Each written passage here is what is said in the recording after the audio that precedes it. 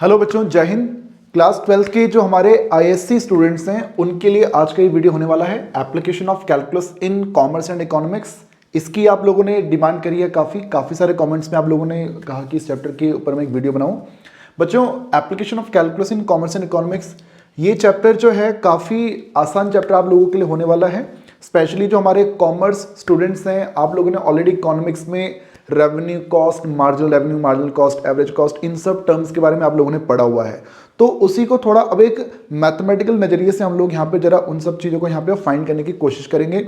एक जो MR MC वगैरह आप लोग जो टेबल बना के इकोनॉमिक्स में फाइंड करते हो, मैथमेटिकल इक्वेशंस में हम लोग उसे अब एक्सप्रेस करेंगे और यहाँ पर डिफरेंशिएशंस का इस्तेमाल हम लोग यहाँ पर करने वाले हैं, कैलकुलस का इस्तेमाल पर हम लोग यहाँ पर करने वाले हैं। बहुत ही आसान चीज़ यहाँ पर आप लोग को यहाँ पर बेटा मैं करवाने वाला हूँ। हाँ, एक चीज़ मैं आपको पहले बताना चाहूँगा, इस चैप्टर को समझने के लिए आप लोगों को जो आपका एप्लीकेशन ऑफ डेरिवेटिव चैप्टर है उसमें इंक्रीजिंग डिक्रीजिंग का कॉन्सेप्ट आप लोगों को पता हो, दूसरा मैक्सिमा मिनिमा का कॉन्सेप्ट आप लोगों को पता हो और डिफरेंशिएशन करना भाई आप लोगों को आना चाहिए। इतनी सी भैया प्रीवियस नॉलेज की हमें यहाँ पे जरूरत पड़ने वाली है।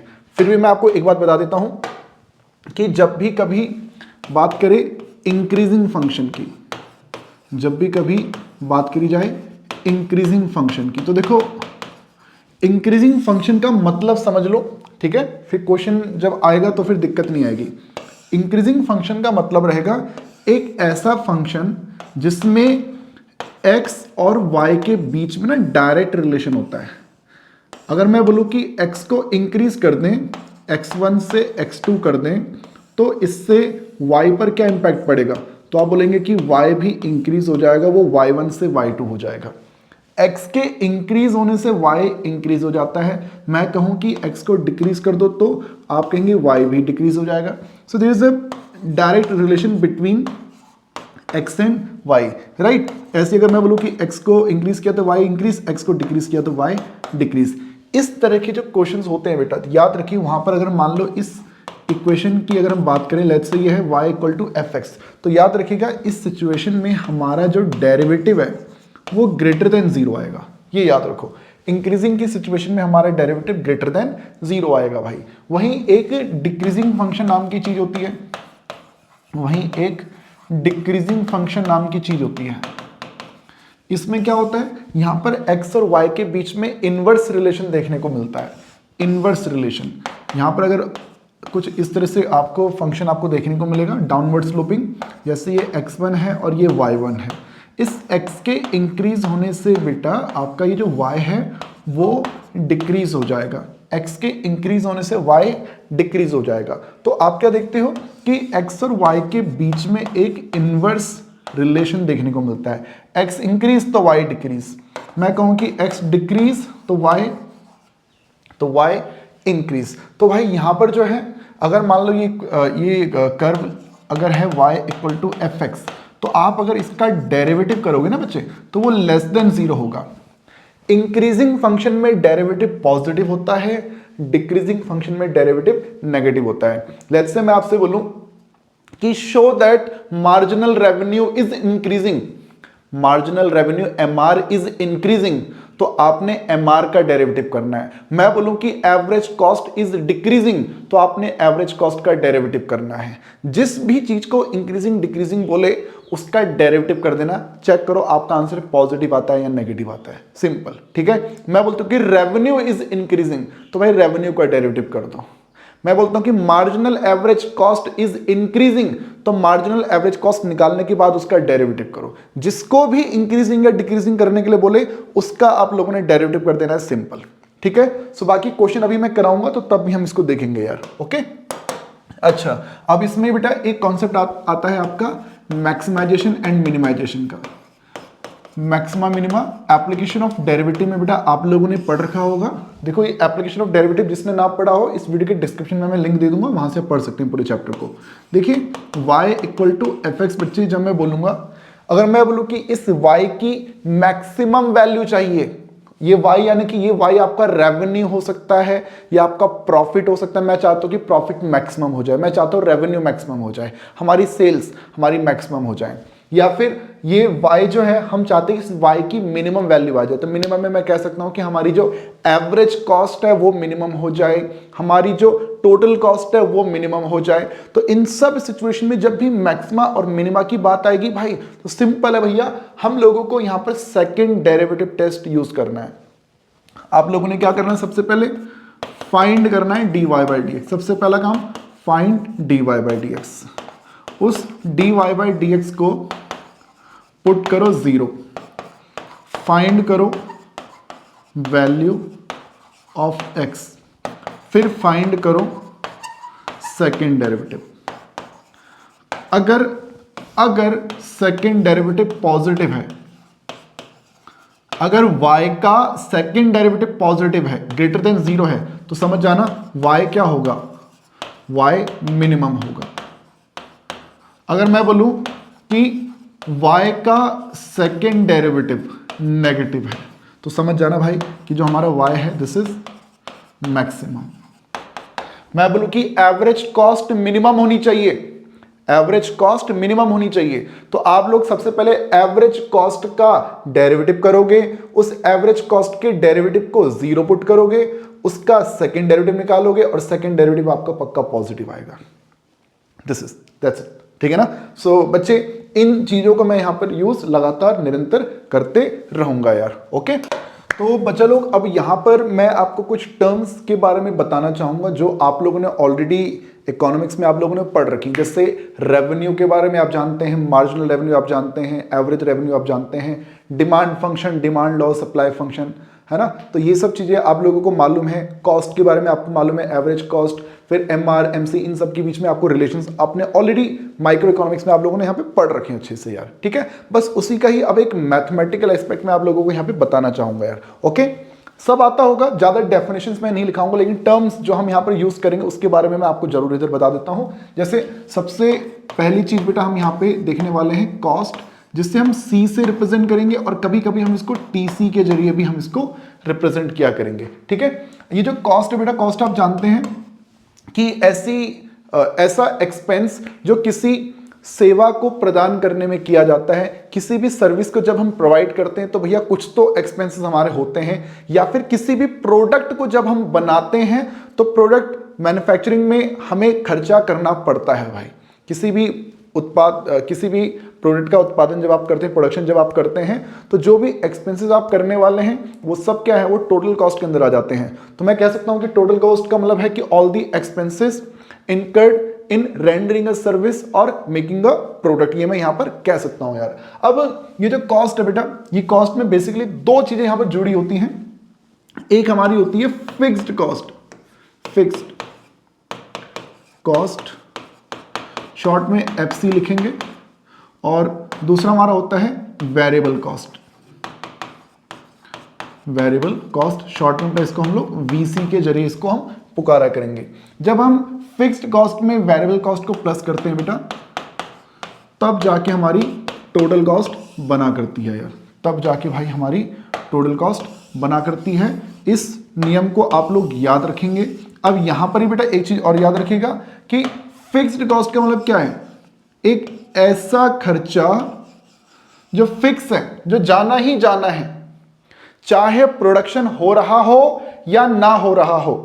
एक ऐसा खर्चा जो फिक्स रहेगा irrespective of level of output. आपका आउटपुट चाहे 0 हो, उसके बावजूद आपको अपने जो परमानेंट आपके जो कर्मचारी हैं, जो वर्कर्स हैं, उन्हें तो सैलरी देनी ही पड़ेगी। चाहे प्रोडक्शन हो रहा हो या ना हो रहा हो, जो फैक्ट्री आपकी है उसका रेंट तो आपको देना पड़ेगा, उस साल का फिक्स है, इतना जाएगा भाई, सही बात है। वहीं आपका एक आ जाती है वेरिएबल कॉस्ट। अब ये जो वेरिएबल कॉस्ट है ये चेंज होती रहती है विद लेवल ऑफ आउटपुट। जितना आपका आउटपुट ज्यादा होगा उतना ज्यादा आपकी ये वेरिएबल कॉस्ट रहा करती है। जैसे मैं अपना एग्जांपल देता हूं।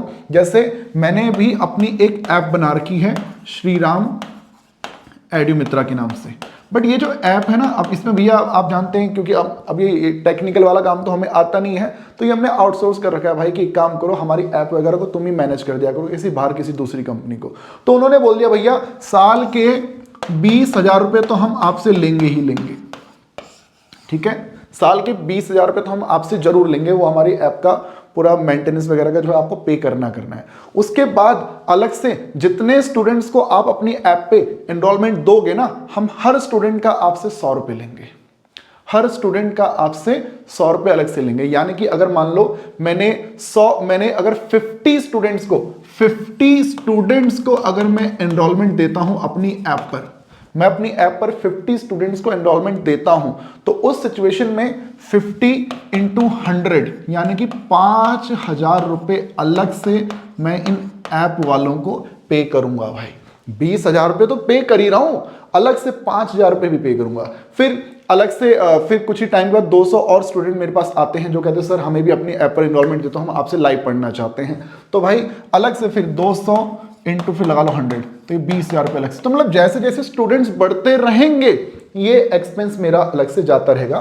तो ये जो है बेटा ये वेरिएबल कॉस्ट है, और ये जो 20,000 है वो फिक्स कॉस्ट है। ऐप वाले कहते हैं चाहे तुम अपनी ऐप पर एक बच्चा ना पढ़ाओ या 50,000 पढ़ा लो, हमें कोई टेंशन नहीं है, 20,000 तो हमको लेंगे, हम तो आपसे लेंगे अलग से। पर स्टूडेंट का हम आपसे 100 रुपीज अलग से लेंगे। तो फिक्स्ड और वेरिएबल आप लोगों को समझ में आया होगा बेटा। ओके, अब जरा ये चीज आप समझ गए होंगे। इसका ग्राफ आपको बेटा मालूम होगा कि जो आपकी फिक्स्ड कॉस्ट होती है, जो आपकी फिक्स्ड कॉस्ट होती है बेटा, वो आपकी इस तरह से कांस्टेंट रहती है पैरेलल। ये आपका आउटपुट है और यहां पर आपकी टोटल कॉस्ट, यहां पर आपकी कॉस्ट को मैं यहां पर रिप्रेजेंट कर रहा हूं। तो फिक्स्ड कॉस्ट ये है बेटा, चाहे आप कितना भी प्रोडक्शन कर लो, फिक्स कॉस्ट इतनी ही रहेगी। ये फिक्स है, ये इतना ही रहेगा, ठीक है, फिक्स कॉस्ट। वहीं अगर मैं आपसे बोलूं कि हमारी वेरिएबल कॉस्ट क्या होती है, तो वेरिएबल कॉस्ट क्या है, जब कुछ भी प्रोडक्शन नहीं हो रहा तब कुछ भी खर्चा नहीं हो रहा। जब 1 यूनिट प्रोडक्शन हुआ तो कुछ तो खर्चा हुआ होगा, जब 2 यूनिट प्रोडक्शन तो कुछ तो खर्चा हुआ होगा। तो ये आपका इस तरह से ऊपर की तरफ चले जाता है, हमेशा स्ट्रेट नहीं जाता। मैंने बस एक एग्जांपल दिया आपको कि हाँ स्टार्ट यहां से होता है और फिर ऊपर की तरफ बढ़ता है। बच्चे ये है क्या, वेरिएबल कॉस्ट। वहीं अगर मैं आपसे बोलूं कि अगर फिक्स्ड में वेरिएबल को प्लस कर दिया जाए तो देखो इसकी तो शुरुआत ही यहां से हो रही है, इसमें उसको प्लस करना है। तो ये जो वेरिएबल कॉस्ट का ग्राफ है आपको थोड़ा यहां ऊपर से स्टार्ट होता है।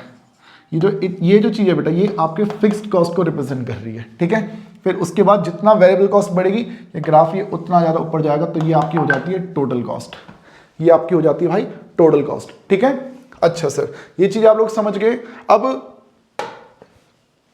यहां पर बेटा टोटल कॉस्ट फंक्शन में बोलूंगा, total cost function, TC function. तो याद रखिएगा जब फंक्शन शब्द जुड़ जाता है तो मैथमेटिक्स आ गई भाई यहां पे, है ना। तो ये समझ लो कि रिलेशन है between total cost and level of output. Total cost and level of output के बीच में रिलेशनशिप है, mathematical relationship. For example let's say अगर x रिप्रेजेंट करता है आउटपुट को और c रिप्रेजेंट करता है टोटल कॉस्ट को, टोटल कॉस्ट, ठीक है। तो ये जो c है वो x के टर्म्स में एक फंक्शन है, लेट्स से x² + 2x + 5, ठीक है। यहां पर मैं आपसे पूछता हूं कि बताओ what is the cost of 10 units, what is fixed cost, what is fixed cost, what is variable cost. Fixed cost क्या होगी, वेरिएबल कॉस्ट क्या होगी। तो बच्चे बहुत ही आसान सी चीज आपसे पूछी गई है, बहुत सिंपल सा बेसिक क्वेश्चन है बेटा, बहुत ही।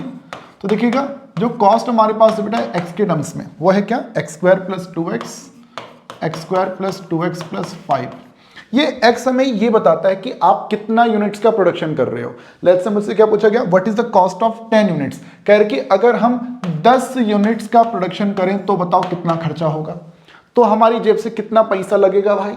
तो आप सिंपली x की जगह 10 पुट कर दो, आप x की जगह 10 पुट कर दो। तो ये आप देख सकते हैं 10 का स्क्वायर 100, 20 प्लस ये 100 + 20 + 5। अच्छा देखो यार ऐसा ही मैं रिकॉर्डिंग कर रहा हूँ, कुछ अगर कैलकुलेशन वगैरह की मिस्टेक हो जाए तो मुझे माफ करना भाई, ठीक है ना। परेशान मत हो जाना कि सर आपने गलत लिख दिया तो थोड़ा आप भी देखते रहो ना, कमेंट में बता देना कि सर आपने यहाँ पे मिस्टेक कर दी है, ठीक है ना, प्यार से कमेंट कर देना कि हाँ सर यहाँ पे थोड़ी सी आपने मिस्टेक कर दी है, ठीक है ना, धमकाना मत भाई कमेंट में कि हाँ क्या क्या लिख देते हो कुछ भी।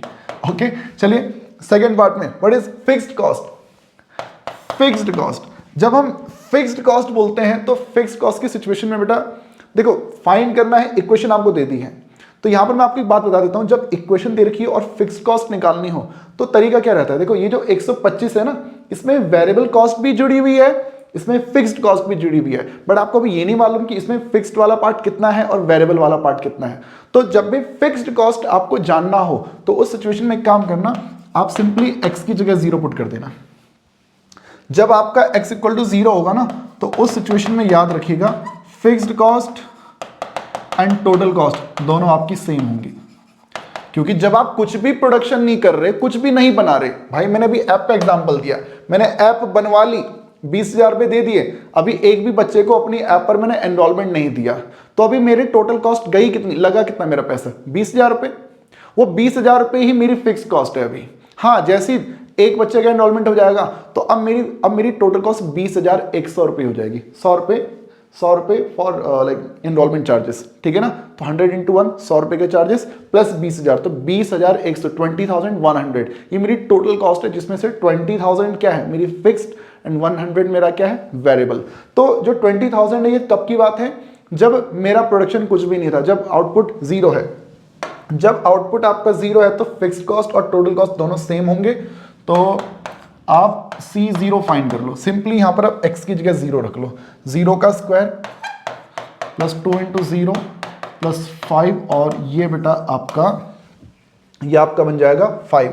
ये है आपकी फिक्स्ड कॉस्ट, ये है आपकी फिक्स्ड कॉस्ट। ओके कि 5 रुपए जो है चाहे आप काम करो या ना करो, 5 रुपए तो आपकी जेब से जाएंगे ही जाएंगे, ठीक है। अब इसने बोला कि what is variable cost, variable cost भी बताओ। तो बेटा ऐसा है ना, वेरिएबल कॉस्ट आप जानते हो कि टोटल कॉस्ट निकालने के लिए फिक्स्ड कॉस्ट में प्लस करना पड़ता है वेरिएबल कॉस्ट। वेरिएबल कॉस्ट के लिए मैं सिंपली काम करता हूं, टोटल कॉस्ट से फिक्स्ड कॉस्ट को माइनस कर लेता हूं। टीसी बेटा हमारे पास है x square plus 2x plus 5, उस x square plus 2x plus 5 में से इस फिक्स्ड कॉस्ट 5 को माइनस कर दो, तो भाई ये जो इतना पार्ट मेरे पास बचेगा x स्क्वायर प्लस 2x, ये है बेटा मेरी वेरिएबल कॉस्ट, ये हमारी आ जाएगी variable cost. Okay so guys मैं मान के चल रहा हूँ ये बात आप लोगों को इसमें समझ में आई होगी। सो ये चीज याद रखिएगा। अब इसमें ही मैं आपको ना एक टर्म में आपको बता देता हूँ, एवरेज कॉस्ट नाम की चीज आपके पास आएगी, शॉर्ट में बोला करेंगे एसी एवरेज कॉस्ट। जब एवरेज कॉस्ट बेटा हम बोलते हैं तो एक प्रकार से देखा जाए ये आपकी पर यूनिट कॉस्ट हुआ करती है। Per unit cost, per unit cost मतलब ऐसे समझो कि मैं बोलता हूं कि जब हम 10 यूनिट्स बना रहे थे तब जो हमें अपनी जेब से जो है 1,000 रुपये 5,000 रुपये लगाने पड़ रहे थे। 11 यूनिट जब हम बना रहे हैं तो हमारी जेब से 6,600 रुपये लग रहे हैं। 12 यूनिट बनाने में हमारी जेब से 7,200 रुपये लग रहे हैं, ठीक है। अब ये बस मैंने फिगर यहाँ पे ले ली है। अब मैं बोलता हूँ कि 10 यूनिट को बनाने में 5,000 रुपये का खर्चा आ रहा है, तो पर यूनिट खर्चा कितना हो रहा है, आप बोल देंगे भाई 500 रुपये का है। मैं बोलता हूं भाई कि जब आप 11 यूनिट बना रहे हो तो 6,600 रुपये का खर्चा है, तो पर यूनिट का खर्चा कितना, पर यूनिट का खर्चा तो 6,600 को 1100 से डिवाइड कर लेते हो तो 600 आ जाएगा। ऐसी 7,200 का खर्चा आ रहा है जब आप 12 यूनिट बनाते हो, तो आप देखेंगे यहां पर भी आपका एवरेज कॉस्ट कितना आ रहा है, 600 आ रहा है, ठीक है। एवरेज कॉस्ट का मतलब क्या है कि टोटल कॉस्ट को ना डिवाइड कर दो, किसमें, इन यूनिट्स में, ठीक है। अगर मैं बोलूं कि एवरेज कॉस्ट आप कैसे फाइंड करते हो, तो ये देखो भैया टोटल कॉस्ट है कितनी और उसको डिवाइड कर दो लेवल ऑफ आउटपुट से। टोटल कॉस्ट को टीसी को डिवाइड कर दो आउटपुट को आप क्यू से भी रिप्रेजेंट कर सकते हो, उसे आप एक्स के जरिए भी रिप्रेजेंट कर सकते हो। मैथमेटिक्स में हम जनरली एक्स के जरिए इसको रिप्रेजेंट किया करेंगे, तो टोटल कॉस्ट निकालने के लिए आप इससे एक्स से डिवाइड कर दिया करेंगे। ओके ये है भाई एवरेज कॉस्ट। इसमें एक टर्म आपके पास आएगी मार्जिनल कॉस्ट, आपके पास आएगा बेटा मार्जिनल कॉस्ट। जब हम बोलते हैं मार्जिनल कॉस्ट तो मार्जिनल कॉस्ट MC के जरिए रिप्रेजेंट करेंगे, तो ये आपकी एक प्रकार से एडिशनल कॉस्ट हुआ करती है। एडिशनल कॉस्ट, जैसे आप जानते हैं कि 10 यूनिट पे खर्चा 5,000 का है, 11वीं यूनिट बनाने की वजह से टोटल खर्चा 6600 रुपये हो गया। तो कितना एक्स्ट्रा खर्चा आपको करना पड़ा, टोटल कितनी एक्स्ट्रा कॉस्ट आपको बेयर करनी पड़ रही है, तो आप बोलेंगे 1600 रुपये की। अच्छा, 12वीं यूनिट बनाने पर कितनी एक्स्ट्रा कॉस्ट आपको बेयर करनी पड़ रही है, तो आप बोलते हैं 600 रुपये। तो ये आपकी मार्जिनल कॉस्ट आई थिंक हुआ करती है ना। ओके, सो यहाँ पर जो बेटा मार्जिनल कॉस्ट जब भी फाइंड करना हो, मैथ्स पढ़ रहे हैं, ठीक है, आपने इकोनॉमिक्स में आपने पढ़ा होगा डेल्टा टीसी के अपॉन में डेल्टा क्यू, ऐसे आप इसको लिखते होंगे, ठीक है। सो ये यहाँ पर भी वही चीज़ हो रही है बेटा, हमें डेरिवेटिव करना है, हमें डेरिवेटिव करना है टोटल कॉस्ट का, किसके रिस्पेक्ट में, एक्स के रिस्पेक्ट में। टोटल कॉस्ट का डेरिवेटिव कर दो एक्स के रिस्पेक्ट में। और इस बात को समझना ध्यान से, जब मैं बोलता हूं marginal of cost, marginal of cost, तो आप कॉस्ट का डेरिवेटिव कर देना। अगर मैं बोलूं marginal average cost, marginal average cost, प्यार से बोलेंगे इसको MAC। तो जो एवरेज कॉस्ट आपने निकाली है ना, एवरेज कॉस्ट, उस एवरेज कॉस्ट को आप डिफरेंशिएट कर दो किसके रिस्पेक्ट में, एक्स के रिस्पेक्ट में। अगर मैं बोल दूं मार्जिनल ऑफ मार्जिनल कॉस्ट, तो भाई हम बात कर रहे हैं मार्जिनल ऑफ मार्जिनल कॉस्ट। तो इस सिचुएशन में जो मार्जिनल कॉस्ट आपने निकाला है, जो मार्जिनल कॉस्ट आपने निकाला है, उसका मार्जिनल यानी उसका डेरिवेटिव किसके रिस्पेक्ट में, एक्स के रिस्पेक्ट में। यानी एक प्रकार से जिस भी क्वांटिटी के आगे मार्जिनल लग जाए, तो मार्जिनल का मतलब डेरिवेटिव कर दो, कॉस्ट का मार्जिनल, कॉस्ट का डेरिवेटिव, एवरेज कॉस्ट का मार्जिनल, एवरेज कॉस्ट का derivative, marginal of marginal cost, तो लो भाई मार्जिनल कॉस्ट का डेरिवेटिव कर दिया, ठीक है। जैसे फॉर एग्जांपल मैं आपसे बोलूं कि हमारे पास कॉस्ट फंक्शन है, let's say this is 3x square plus 8x plus 6। Okay, find करना है सबसे पहले पार्ट में average cost, second variable cost, third marginal cost, fourth marginal average cost, fifth marginal variable cost, ठीक है। इतनी चीज़ें निकालनी है। तो अब देखो मुश्किल चीज़ नहीं है बिल्कुल भी। जो कॉस्ट है हमारे पास, this is 3x square plus 8x plus 6। हमें पहले पार्ट में चाहिए क्या, एवरेज कॉस्ट। तो एवरेज जब बोलता है तो एवरेज की सिचुएशन में तो हम एक्स से डिवाइड कर देंगे। एवरेज किसका, कॉस्ट का, तो कॉस्ट को डिवाइड कर दो, ठीक है। तो कॉस्ट यानी ये 3x square plus 8x plus 6 सब के अपॉन में जब x आएगा तो आपकी एवरेज कॉस्ट बन जाएगी 3x square by x, 3x plus 8x से x कट गया, 6 के अपॉन में आपका आ जाएगा x, ठीक है। पहला पार्ट हो गया। सेकेंड पार्ट में क्या बोल रहा है, what is variable cost. Variable cost वैसे देखो साफ पता चल जाता है कि ये जो वेरिएबल वाला हिस्सा है ना, यही आपकी वेरिएबल कॉस्ट और ये आपकी फिक्स्ड कॉस्ट है। बट कुछ क्वेश्चंस में ऐसा नहीं चलेगा, वहां पर पहले आपको फिक्स्ड कॉस्ट निकालनी पड़ेगी। तो मैं बोलता हूं कि बताओ, जब x इक्वल टू आपका 0 है तो आपकी फिक्स्ड कॉस्ट हो जाएगी, टोटल कॉस्ट क्या हो जाएगी, ये हो जाएगी 0 प्लस 6। तो ये जो फिक्स्ड कॉस्ट है वो आपकी कितनी आ गई, जो टोटल कॉस्ट है वही फिक्स्ड कॉस्ट हो जाएगी।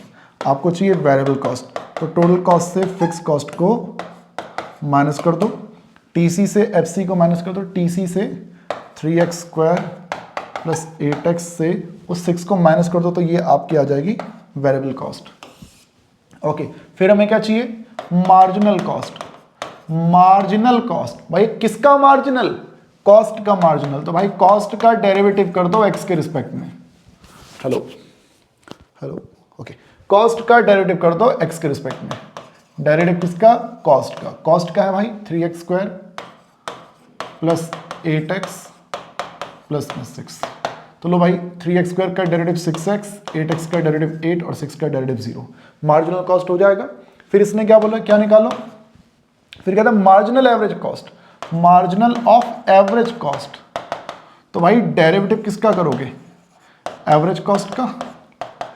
एवरेज कॉस्ट का है भाई, ये एवरेज कॉस्ट ये देखो 3x का डेरिवेटिव 3, 8 का डेरिवेटिव 0, 6/x है बेटा 1/x, 1/x का डेरिवेटिव क्या होता है? 1/x का डेरिवेटिव -1/x²। तो वो जो 6/x है, 6 के साथ तो कुछ नहीं करूंगा, तो बट जो उसके साथ 1/x लगा हुआ है उसका हो जाएगा -1 के अपॉन में x²। सो मार्जिनल एवरेज कॉस्ट भी हो गया। फिर बोला मार्जिनल वेरिएबल कॉस्ट। अब ये तुम बोलोगे सर यहां तो आपने लिखवाया नहीं। भाई मैंने एक बात बोल दी, मार्जिनल जहां लग जाए डेरिवेटिव, मार्जिनल वेरिएबल कॉस्ट, तो मार्जिनल किसका? वेरिएबल कॉस्ट का। तो वेरिएबल कॉस्ट का डेरिवेटिव कर दो। वेरिएबल कॉस्ट का है, वेरिएबल कॉस्ट 3x² + 8x, तो 3x² का डेरिवेटिव 6x और 8x का डेरिवेटिव 8।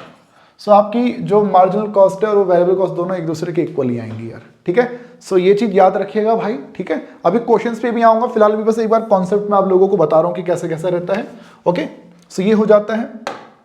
अब नेक्स्ट टर्म बेटा हमारे पास जो रहती है वो है रेवेन्यू।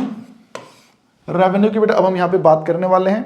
जब हम बोलते हैं रेवेन्यू, तो इस सिचुएशन में याद रखिए कि अब आप एक दुकानदार हो, अब आप एक सेलर हो जो वस्तुएं बेच रहा है, ठीक है। पहले आप वस्तुएं बना रहे थे, अब आप बेच रहे हैं, ठीक है। तो बेचने पर पैसा आएगा, रेवेन्यू जनरेट होगा, ठीक है। जैसे मैं बोलता हूं कि 5 रुपए की, मैंने 5 रुपए का एक पेन बनाया, तो वो जो बनाया है ना वो है कॉस्ट। मैंने 20 रुपए में इस पेन को बेच दिया, तो मेरे पास कितना पैसा आया? आप बोलेंगे सर मेरे पास 20 रुपीज आ गए, तो ये है रेवेन्यू। मैं बोलता हूं कि मैंने कितना रुपए कमाया, तो आप बोलेंगे सर रेवेन्यू में से कॉस्ट को माइनस कर लो तो आपका प्रॉफिट आ जाएगा। रेवेन्यू 20, कॉस्ट 5, तो 15। कई बार बच्चे ये जो प्रॉफिट होता है ना 15 रुपए का, इस 15 रुपए को बच्चे कई बार रेवेन्यू समझ लेते हैं। नहीं भाई, रेवेन्यू वो 15 नहीं, वो प्रॉफिट है आपका। रेवेन्यू तो क्या है कि कितना पैसा आपके पास आ रहा है। जैसे मैं आपसे बोलूं मैंने 10 रुपए की कोई चीज बनाई और मैंने उसको 8 रुपए में बेच दिया। 10 रुपए की चीज को मैंने 8 रुपए में बेच दिया, तो भाई मुझे प्रॉफिट नहीं हुआ, इस बार मुझे लॉस हुआ। कितना? 2 रुपए का। मुझे इस बार लॉस हुआ है भाई, कितने रुपए का? 2 रुपए का। तो मैं बोलूं रेवेन्यू कितना हुआ? रेवेन्यू तो रेवेन्यू 8 रुपए का है बेटा, वो 2 रुपए रेवेन्यू नहीं है, रेवेन्यू 8 रुपए का है। रेवेन्यू बोले तो कितना पैसा आ रहा है, चाहे कम आ रहा है या ज्यादा आ रहा है उससे फर्क नहीं पड़ रहा, कितना तुम्हारी जेब में आया। ओके, सो वो है रेवेन्यू। अब ये चीज आप समझ गए। तो रेवेन्यू, अब क्वेश्चन आता है सर रेवेन्यू फाइंड कैसे करेंगे? तो भाई रेवेन्यू को देखो, मैं आर जो होगा याद रखिएगा, सिंपल सा फॉर्मूला है रेवेन्यू को निकालने के लिए कि प्राइस कितना है, किस प्राइस पर आप अपने प्रोडक्ट को बेच रहे हो और उसकी कितनी क्वांटिटी को आप सेल कर रहे हो।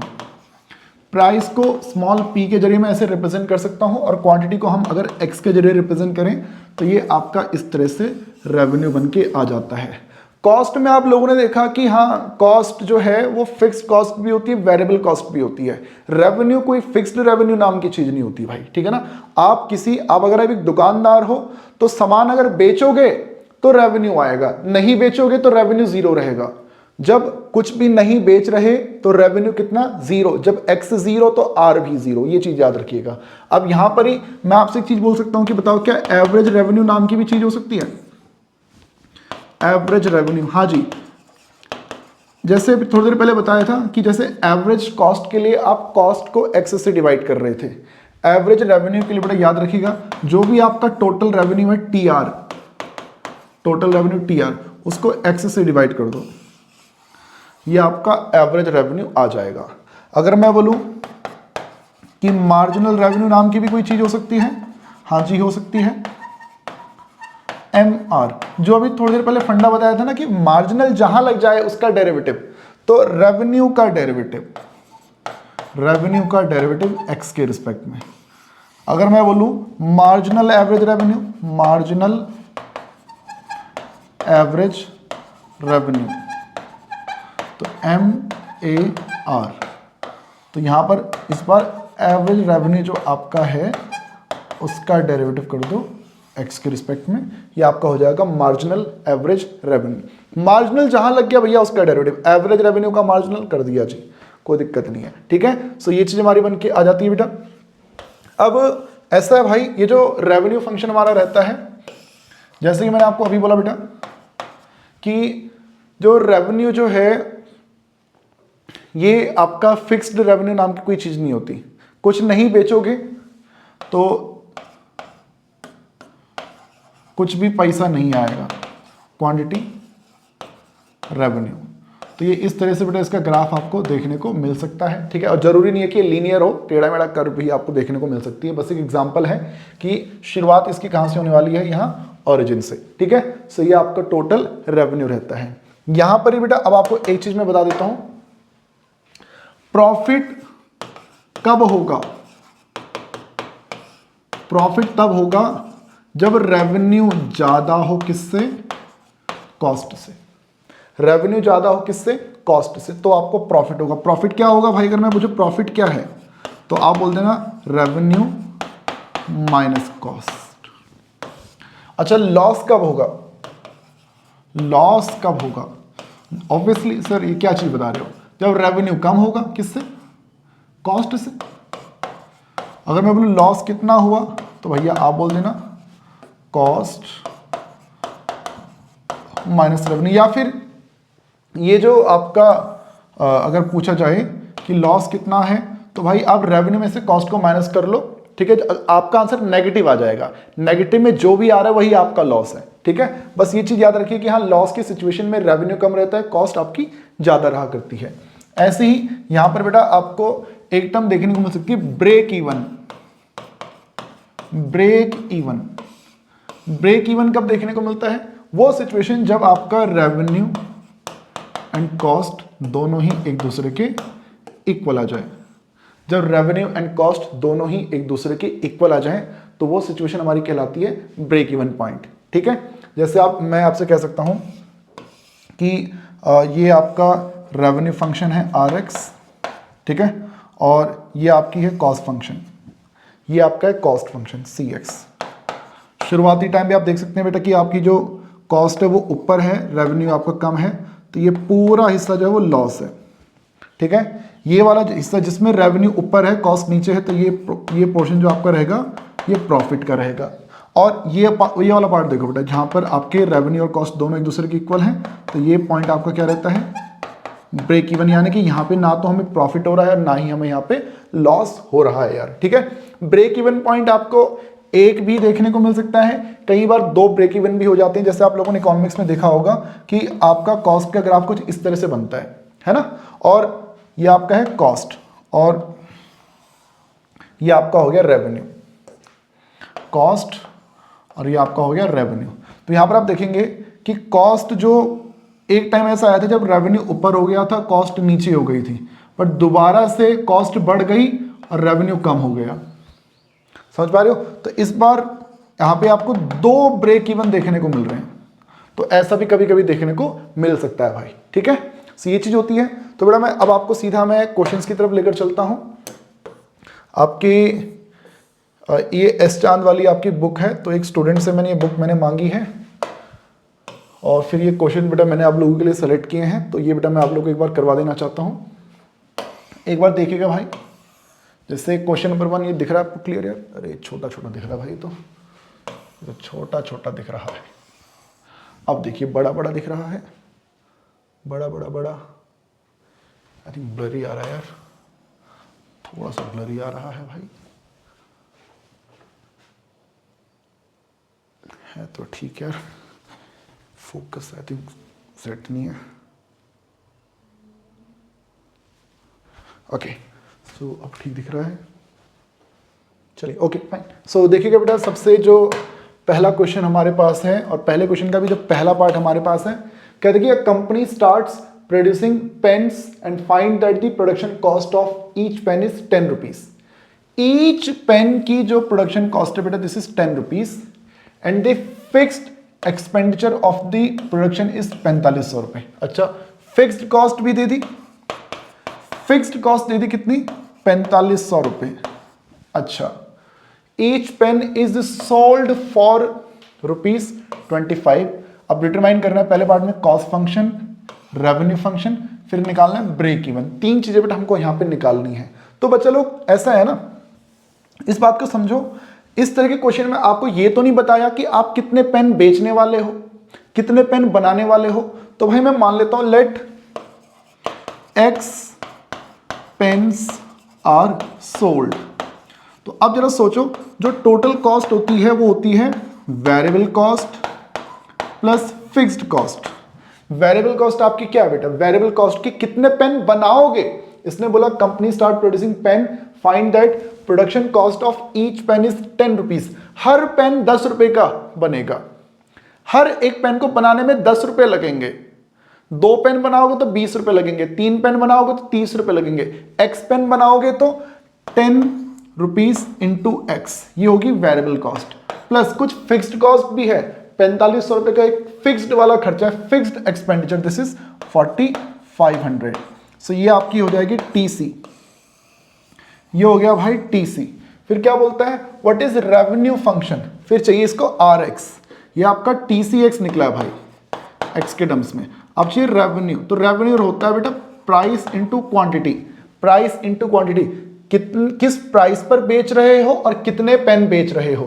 तो इसने बोल दिया पेन इज सोल्ड फॉर ₹25 का, ₹25 का एक पेन बेचोगे और एक्स पेन मार्केट में बेचने वाले हो, तो ये आपका हो जाएगा रेवेन्यू 25x। ओके, फिर इसने बोला कि ब्रेक इवन पॉइंट कितना है। तो भाई देखो फॉर ब्रेक इवन हमें कब देखने को मिलता है, तो आप बोलेंगे जब रेवेन्यू और कॉस्ट एक दूसरे के इक्वल आ जाते हैं ना, तो हमें ब्रेक इवन देखने को मिल जाता है, जब प्रॉफिट आपका 0 हो जाए। तो दिस इज 25x, राइट में आपका रहेगा 10x प्लस 40, 500, तो 25x से 10x घटा लो 15x, यहाँ रहेगा 4500 और x की वैल्यू आ जाएगी 300। जब 300 पेन बेचोगे तब जाके ब्रेक इवन आएगा, तब जाके नो प्रॉफिट नो लॉस की सिचुएशन आएगी। यानी प्रॉफिट अगर चाहिए तो 300 से ज्यादा पेन बेचने पड़ेंगे बेटा, ठीक है, वरना इससे पहले तुम हमेशा लॉस में ही रहोगे। सो ये पहला पार्ट बेटा इस तरह से हमारा हो जाता है। अब जैसे हमने पहला पार्ट किया, सेकंड पार्ट में जरा ध्यान से देखो बेटा, सेकंड पार्ट में देखो ध्यान से, कहते हैं कि given that cost function respectively, देखो कॉस्ट में ऑलरेडी निकाल के दे रखी है, कॉस्ट जैसे हमने यहां पे निकाली थी कॉस्ट, वहां पे ऑलरेडी दे रखी है। और कहते हैं रेवेन्यू इतना है, रेवेन्यू भी ऑलरेडी हमें दे रखा है, हमें कुछ नहीं करना, यहां पे क्वेश्चन में दे दिया, कर find the break even point, break even point निकालना है।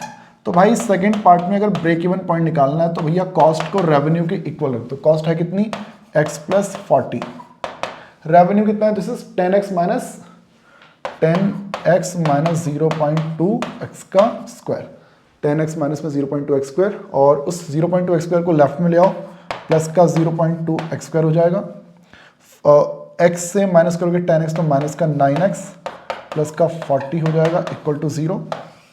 और ये जो 0.2 है वो 2/10 बनेगा, यानी 1/5 बनेगा। पूरी इक्वेशन की मल्टीप्लाई 5 से कर दो तो x स्क्वायर 9 पंचे 45x और 200 आ जाएगा इक्वल टू 0 रहेगा।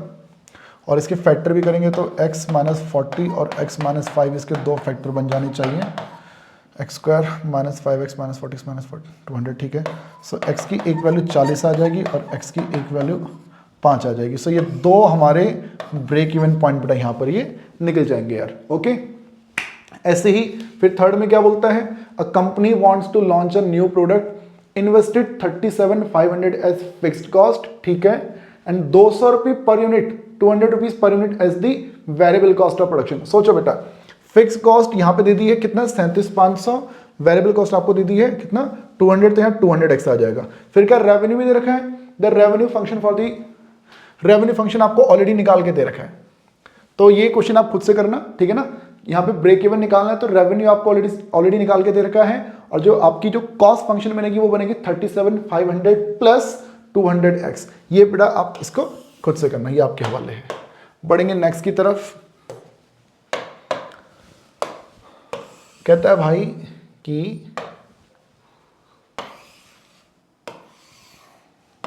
ये विजिबल है क्वेश्चन, यस दिख रहा है, ओके। सो कहता है कि a company produced a commodity with 20,000 as fixed cost, ठीक है, ये फिक्स्ड एफसी हमें दे दिया है। The variable cost is estimated to be 35% of the total revenue, 35% of the total revenue when it is sold at a rate of ₹6 per unit. कह रहा है कि जो हमारी ये जो वेरिएबल कॉस्ट है ना, हमारी ये जो वेरिएबल कॉस्ट है वो डिपेंड करती है किसके ऊपर, वो टोटल रेवेन्यू पे डिपेंड करती है। टोटल रेवेन्यू कितना है, ये डिपेंड क्या करता है, टोटल रेवेन्यू के ऊपर। टोटल रेवेन्यू का जो 35% है वो हमारी वेरिएबल कॉस्ट होने वाली है। अच्छा, रेवेन्यू है कितना, तो इसने बोल दिया कि जो हमारा प्रोडक्ट जो भी है this will be sold at ₹6 per unit. तो भाई मैं एक काम करता हूं, मैं रेवेन्यू लिख देता हूं। रेवेन्यू होता है प्राइस इंटू क्वांटिटी। प्राइस ₹6 का प्राइस है और X यूनिट्स अगर मैं मार्केट में बेचने वाला हूं बच्चों, तो ये मेरा होने वाला है रेवेन्यू। ओके, फिर अगर मैं पूछूं कि हमारी जो फिक्स्ड कॉस्ट है वो कितनी होने वाली है, तो क्वेश्चन में ऑलरेडी दे रखी थी 20,000। अच्छा, जो हमारी वेरिएबल कॉस्ट है वो कितना होने वाला है, तो क्वेश्चन में बोल दिया this is 35% of total revenue, 35% of the total revenue. तो 35% यानी कि 35 के बट्टे में 100 और टोटल रेवेन्यू है बेटा हमारा 6x। तो यहां पर इसको भी आप लिख सकते हैं 35 दूनी 70 7 21 और ये कट जाएगा और 21x के बट्टे में 10, ये हमारी आ जाएगी वेरिएबल कॉस्ट। तो अगर पूछा जाए कि हमारी टोटल कॉस्ट क्या होनी है, तो variable cost plus fix cost. Variable है 21x के अपॉन में 10 and fixed is 20,000। This is total cost. अब बोलता है कि फाइंड द टोटल रेवेन्यू, निकाल दिया जी। फाइंड टोटल कॉस्ट, फाइंड कर लिया बेटा हमने वो भी। कह रहा profit function of the revenue when it is sold. Profit भी चाहिए। प्रॉफिट जो होता है भाई वो होता है रेवेन्यू माइनस कॉस्ट। प्रॉफिट निकालना है तो रेवेन्यू यानी कि 6x में से हमें माइनस करना पड़ेगा कॉस्ट को, तो 21x के अपॉन में 10 प्लस 20,000 और 10 6 60 60 minus 21 will be 39x upon में 10 माइनस में 20,000 और ये हमारा प्रॉफिट फंक्शन बनना चाहिए यार, ठीक है। तो ये हमारा बनता है बेटा। बढ़ेंगे नेक्स्ट की तरफ। अगला क्वेश्चन हमारा बनता है अब। सो देखिए बेटा, अब इस क्वेश्चन में कहता है कि कॉस्ट फंक्शन हमें दे रखा है 5x प्लस 350 और रेवेन्यू भी हमें दे रखा है दिस इज 50x माइनस में x स्क्वायर। कहता है कि the total cost and total revenue इतने हैं करके then x unit of particular product, find the break even point, the value of x that produces the profit and the value of x that result in a loss. कह रहा है x की क्या value रखते हैं जिससे break even मिल जाए, x की क्या वैल्यू रखते हैं जिससे प्रॉफिट मिले और x की क्या वैल्यू रखें जिससे हमें लॉस मिले। तो देखो पहले तो ब्रेक इवन की बात करते हैं। For break even, break even कब मिलेगा, जब आपका प्रॉफिट जो है वो जीरो के इक्वल आ जाए। जब प्रॉफिट आपका क्या हो जाए, जीरो हो जाए। प्रॉफिट जीरो तब होता है बेटा जब रेवेन्यू माइनस कॉस्ट आपका जीरो आ जाए, ठीक है। सो रेवेन्यू इक्वल टू आपका होना चाहिए कॉस्ट, और आप इसमें ये भी कह सकते हैं रेवेन्यू माइनस कॉस्ट आपका जीरो रहे। तो रेवेन्यू की वैल्यू है गाइस हमारे पास 50x माइनस में x स्क्वायर, उसमें से माइनस करना है कॉस्ट को, तो माइनस में 5x माइनस में 5x माइनस में 350 equal to zero. So minus x square 50 minus 5 will be 45 minus में 350, ये हो जाएगा माइनस x स्क्वायर, ये प्लस का 45 रहेगा और माइनस में 350। और इनफैक्ट आप माइनस को ये देखो, ये आपका प्रॉफिट आ चुका है बेटा पूरा, ठीक है। वो प्रॉफिट आपका देखो, ये पूरा प्रॉफिट है आपका। ये क्या, ये किसके इक्वल आना चाहिए, ये जीरो के इक्वल आना चाहिए। तो इसमें फैक्टर क्या बनाए यार, अगर मैं तीनों को अगर मैं राइट में ट्रांसफर कर दूं तो ये बनेगा x square minus 45x plus का 350। सो इसके फैक्टर 45 है तो 45 और 350 चाहिए, तो 35 और 10 हो जाएगा। 35x माइनस में 10x प्लस का 350 इक्वल टू 0। सो ये आपका हो जाएगा x कॉमन, x माइनस 35 और माइनस में 10 कॉमन, x माइनस 35, तो x माइनस 10 और x माइनस 35 इक्वल टू 0। तो x की एक वैल्यू 10 आ जाएगी और x की एक वैल्यू 35 आ जाएगी। बच्चों ये ब्रेक इवन पॉइंट्स है, ब्रेक इवन, ठीक है ना। अब इस क्वेश्चन में बोला कि हमारा प्रॉफिट कब होगा, तो देखो ऐसा है ना, नो प्रॉफिट नो लॉस की सिचुएशन दो बार आ रही है। दो ब्रेक इवन पॉइंट का मतलब क्या है बेटा, कि नो प्रॉफिट नो लॉस दो बार है। देखो मैंने आपको स्टार्टिंग में बताया था ब्रेक इवन का मतलब क्या होता है। जैसे ये देखिए, अरे दरवाजा खुल गया,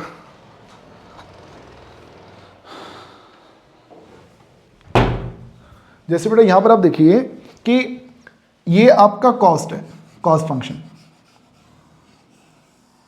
और ये है revenue function.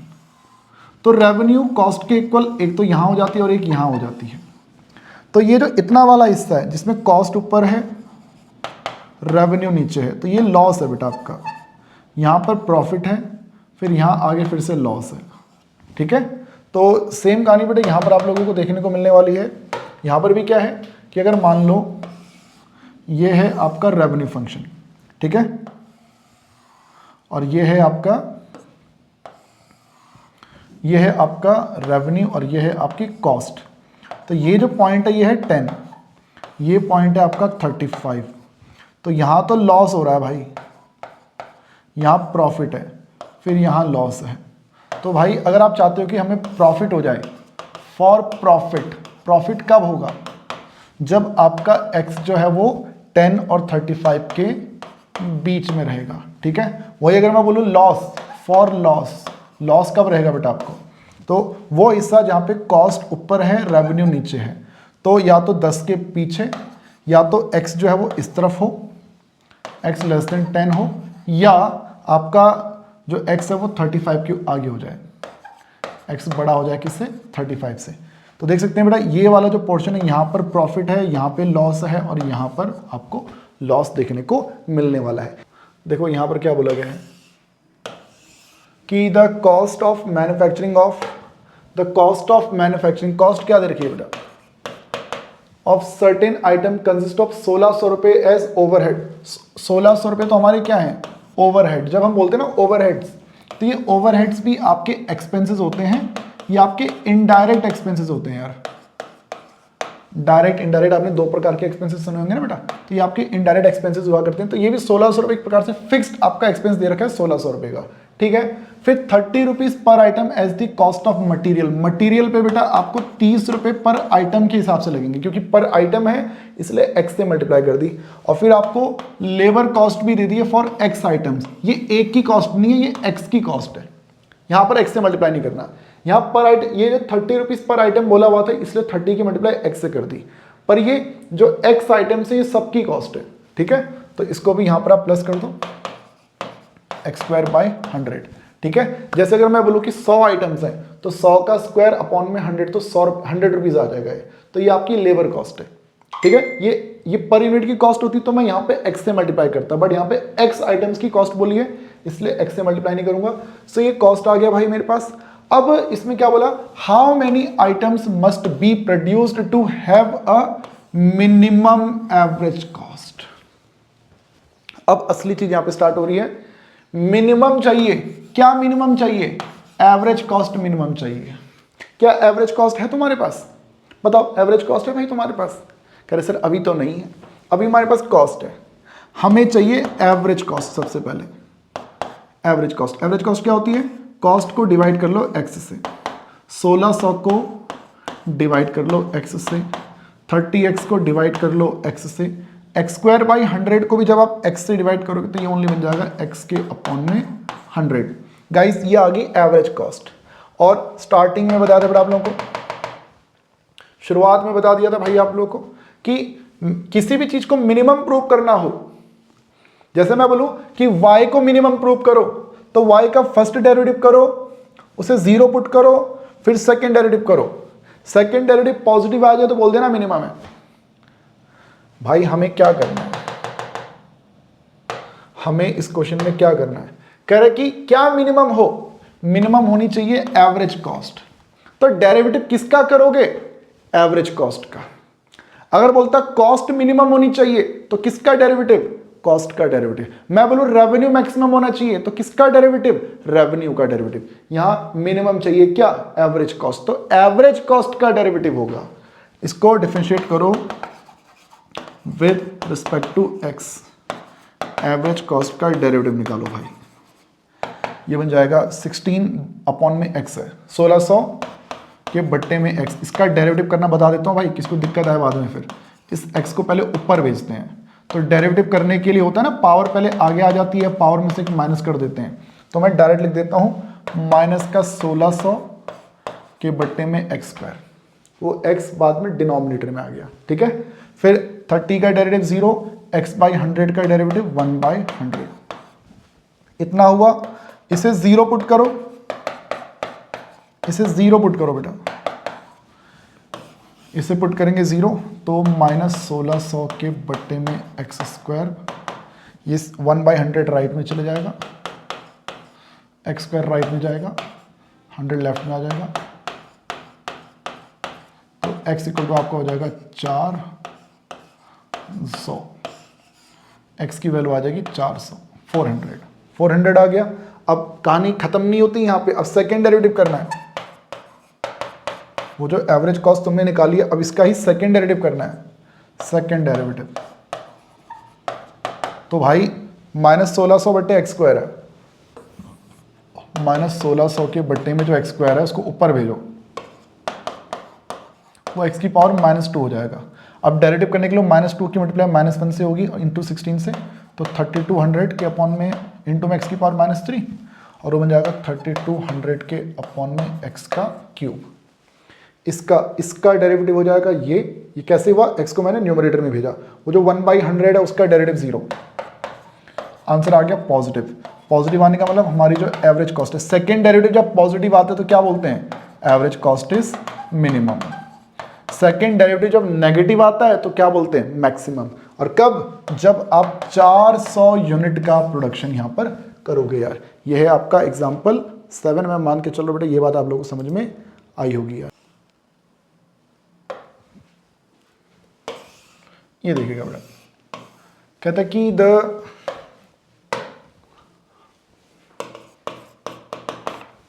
Given that the total cost function है हमारे पास कि x cube by 3 plus 3x square minus 7x plus में 16, कह फाइंड करो मार्जिनल कॉस्ट, फाइंड करो मार्जिनल कॉस्ट, एवरेज कॉस्ट, और शो दैट कि मार्जिनल एवरेज कॉस्ट जो होगी वो इसके इक्वल होगी। तो देखो सबसे पहले पार्ट में क्या चाहिए, मार्जिनल कॉस्ट। मार्जिनल कॉस्ट चाहिए तो कॉस्ट का डेरिवेटिव x के रिस्पेक्ट में, एक्स क्यूब का हो जाएगा 3x स्क्वायर अपॉन में 3x स्क्वायर का हो जाएगा 6x माइनस 7 और 16 का 0, तो बन जाएगा x square plus 6x minus में 7। गाइस ये आपकी आ जाती है मार्जिनल कॉस्ट। सेकेंड पार्ट में चाहिए एवरेज कॉस्ट, हमें चाहिए average cost, average cost AC। तो कॉस्ट को डिवाइड कर लो x से, जो कॉस्ट है उस एक्स क्यूब को डिवाइड कर लो x से, तो एक्स क्यूब को 3 से डिवाइड किया, एक्स स्क्वायर के अपॉन में 3 आ जाएगा, यहाँ ओनली 3x बचेगा, यहाँ माइनस का 7 बचेगा, और वो 16 के अपॉन में x आ जाएगा, सब के अपॉन में x आ जाएगा। तो ये आपकी आ गई एवरेज कॉस्ट। फिर इसने बोला कि मार्जिनल एवरेज कॉस्ट इसके इक्वल होगी। तीसरे पार्ट में ना हमें प्रूव करना है, टू प्रूव क्या करना है कि जब मार्जिनल एवरेज कॉस्ट होगी ना, मार्जिनल एवरेज कॉस्ट वो इसके इक्वल होगी, वो इक्वल टू क्या हो जाएगी, x into M C minus C upon में एक्स स्क्वायर। ओके, सो भाई प्रूफ देखना आसान चीज़ है, मुश्किल नहीं है। हमें सबसे पहली चीज़ क्या चाहिए, लेफ्ट हैंड साइड क्या हमारी, मार्जिनल एवरेज कॉस्ट। तो मार्जिनल एवरेज कॉस्ट के लिए बेटा marginal of average cost, average cost का मार्जिनल, तो भैया डेरिवेटिव कर दोगे किसका, एवरेज कॉस्ट का, कर देते हैं भाई। एक्स स्क्वायर का हो जाएगा 2x अपॉन में रहेगा 3, 3x का हो जाएगा 3, 7 का हो जाएगा 0 और 16/x देखो 1/x का हो जाएगा -1/x²। ठीक है, तो 16/x² ये आपकी निकल गई लेफ्ट हैंड साइड। उसी तरह से अब बात करते हैं राइट हैंड साइड की। भाई देखो x की मल्टीप्लाई करनी है मार्जिनल कॉस्ट से, उसमें से माइनस करनी है कॉस्ट और उसको डिवाइड करना है x² से। ठीक है, सो भाई इसको मैं ऐसे भी कह सकता हूँ कि अगर मैं x mc के अपॉन में x² लिखूँ तो एक प्रकार से मुझे मार्जिनल कॉस्ट को डिवाइड करना है x से और कॉस्ट को डिवाइड करना है x² से। करेक्ट है, x mc के अपॉन में x² तो एक x कट जाएगा और c के अपॉन में x²। लो भाई मार्जिनल कॉस्ट क्या तुमने निकाल रखी है, ये रही भाई x² + 6x - 7, x² + 6x - 7 के अपॉन में x माइनस कॉस्ट क्या है भाई दिख रही है वो भी x³/3 + 3x² - 7x + 16 के अपॉन में x²। ओके, सो भाई अब देखो इसको, ये हो जाएगा x² अपॉन में x, 6x के अपॉन में x - 7 upon x minus x³/3 को x² से डिवाइड करोगे तो ओनली x/3 बचेगा। ओके, माइनस 3x² को x² से डिवाइड करोगे ओनली 3 बचेगा, माइनस माइनस प्लस 7x को x² से डिवाइड करो 7/x और माइनस में 16/x²। ठीक है, सो ये हमारा बनता है। और यहाँ पर आप देखेंगे क्या क्या चीज़ें बन रही हैं यार, x और x के साथ में रख देते हैं उस x/3 को, फिर -7/x से वो 7/x कैंसिल, 6 - 3 प्लस का 3 हो जाएगा, माइनस में 16/x² बचेगा और ये भी 3x - x ये आपका हो जाएगा 2x/3 प्लस 3 - 16/x²। गाइस, और इस प्रकार से आपका LHS और RHS जो है वो इक्वल आगे देख सकते हैं। उसको देखो और इसको देखो, दोनों ही एक दूसरे के इक्वल आगे हैं, वो वैल्यू इसके इक्वल आगे, यानी LHS = RHS। That's it. Okay, so ये हो जाता है बेटा। इस प्रकार से बढ़ेंगे नेक्स्ट की तरफ। और ये क्वेश्चन का भाई मैं वेट कर रहा था बहुत देर से। देखिएगा बच्चे, कहते कि the relation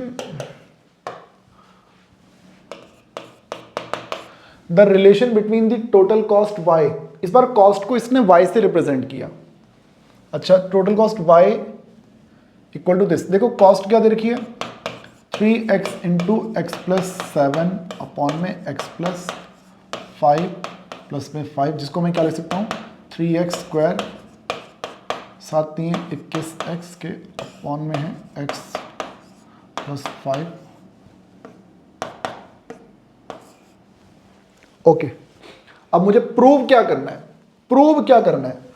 prove that marginal cost falls. जो मार्जिनल कॉस्ट है वो कम होगी, गिरेगी, फॉल्स। कितना गिरेगी, कॉन्टिन्यूसली, लगातार। कब, as the output increases, output यानी कि जब x इंक्रीज होगा। जब x इंक्रीज होगा तो मार्जिनल कॉस्ट डिक्रीज होगी। जब x इंक्रीज होगा तो मार्जिनल कॉस्ट डिक्रीज होगी। कैसा रिलेशन है, ये इनवर्स रिलेशन है या डायरेक्ट रिलेशन है? इनवर्स रिलेशन या डायरेक्ट रिलेशन? स्टार्टिंग में बताइए बेटा ये बात। कहां बताया सर, कुछ बताया नहीं आपने। हाँ, कोई भी फंक्शन इंक्रीजिंग कब होता है, जब x के इंक्रीज होने से y भी इंक्रीज होता है या x के डिक्रीज होने से y भी डिक्रीज होता है। जब ये डायरेक्ट रिलेशन होता है ना बेटा, डायरेक्ट, तो वो इंक्रीजिंग फंक्शन कहलाता है। और जब x के इंक्रीज होने से y डिक्रीज हो जाए या x के डिक्रीज होने से y इंक्रीज हो जाए तो वो एक डिक्रीजिंग फंक्शन कहलाता है। कब, जब एक इनवर्स रिलेशन देखने को मिलता है। तो मैं बोलूंगा कि y एक इंक्रीजिंग फंक्शन है तो y का डेरिवेटिव पॉजिटिव आएगा। मैं बोलता हूं y एक डिक्रीजिंग फंक्शन है तो y का डेरिवेटिव नेगेटिव आएगा।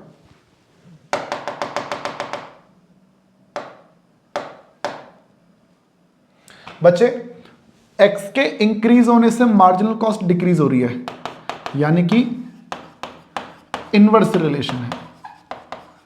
तो इनवर्स रिलेशन है तो पक्की बात है मार्जिनल कॉस्ट का अगर मैं डेरिवेटिव कर दूं, इनवर्स रिलेशन है यानी डिक्रीजिंग फंक्शन है। तो मार्जिनल कॉस्ट का अगर मैं डेरिवेटिव करूँ तो मेरा आंसर कैसा आएगा, मेरा आंसर लेस देन 0 आएगा। जो मार्जिनल कॉस्ट है वो नेगेटिव आएगी, विल बी नेगेटिव। बेटा ये चीज प्रूव करके दिखानी है आपको, ये चीज आपको प्रूव करके दिखानी है भाई। ये आपके लिए यहां पे होने वाला है टू प्रूफ। बालकों को पता ही नहीं चलता कि करना है क्या क्वेश्चन में। भाई क्वेश्चन की लैंग्वेज को पढ़ो। मार्जिनल कॉस्ट फॉल्स, कम होगी कब, जब आउटपुट इंक्रीज होगा। आउटपुट के इंक्रीज होने से मार्जिनल कॉस्ट फॉल होगी। तो यानी एक्स में और मार्जिनल कॉस्ट में एक इनवर्स रिलेशन है। तो यानी कि मार्जिनल कॉस्ट एक कैसा फंक्शन है, इंक्रीजिंग फंक्शन है या डिक्रीजिंग फंक्शन है। आप बोल देंगे कि डिक्रीजिंग फंक्शन है। जो फंक्शन डिक्रीजिंग होता है उसका डेरिवेटिव नेगेटिव होता है, लेस देन 0 होता है। तो भाई आपको मार्जिनल कॉस्ट का डेरिवेटिव करना है, ठीक है। बट क्या क्वेश्चन में मुझे मार्जिनल कॉस्ट दिया है? नहीं दिया, हमें दिया है कॉस्ट। तो कॉस्ट को जब आप डिफरेंशिएट करोगे विद रिस्पेक्ट टू एक्स, तब जाके ना आपको मार्जिनल कॉस्ट मिलेगा। पहले मार्जिनल कॉस्ट निकालना पड़ेगा, पहले मार्जिनल कॉस्ट निकालना पड़ेगा। तो मार्जिनल कॉस्ट क्या आने वाला है? आप बोलेंगे भैया मार्जिनल कॉस्ट निकालने के लिए पहले तो इसको डिफरेंशिएट कर लेंगे। करो इसको डिफरेंशिएट, क्वोशिएंट 2 लगाओ, डिनोमिनेटर को लिखा, ऊपर 3x स्क्वायर का 6x, 21x का 21, माइनस न्यूमरेटर को लिखा, डिनोमिनेटर x प्लस 5 का 1 और अपॉन में आ जाएगा सेकेंड का होल स्क्वायर, और 5 का डेरिवेटिव तो 0 हो गया भाई, ठीक है। इसको सिंप्लीफाई कर लेते हैं, इसको सिंप्लीफाई कर लेते हैं।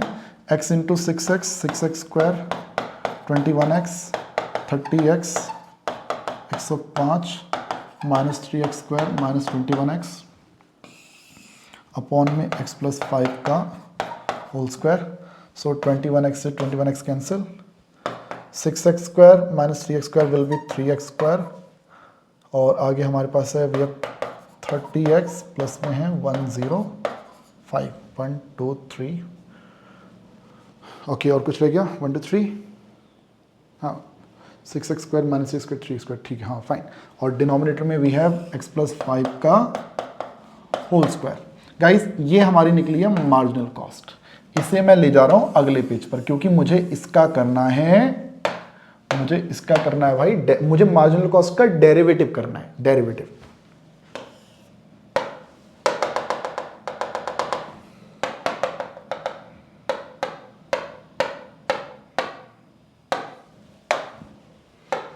Okay so guys marginal cost मेरे पास आ चुकी है और मुझे मार्जिनल कॉस्ट का डेरिवेटिव करके बताना है कि उसका आंसर नेगेटिव आएगा, ठीक है। ये प्रूव हो जाए तो ये चीज प्रूव हो जाएगी, ठीक है। सो देखिएगा मार्जिनल कॉस्ट है, इसको डिफरेंशिएट करते हैं with respect to x, differentiate with respect to x. तो मार्जिनल कॉस्ट का derivative with respect to x करेंगे तो इस पे तो लगेगा क्वोशिएंट रूल भाई। डिनोमिनेटर को लिखोगे, डेरिवेटिव ऊपर वाले का 3x स्क्वायर का होता है 6x, 30x का 30, 105 का 0, माइनस न्यूमरेटर को लिखा,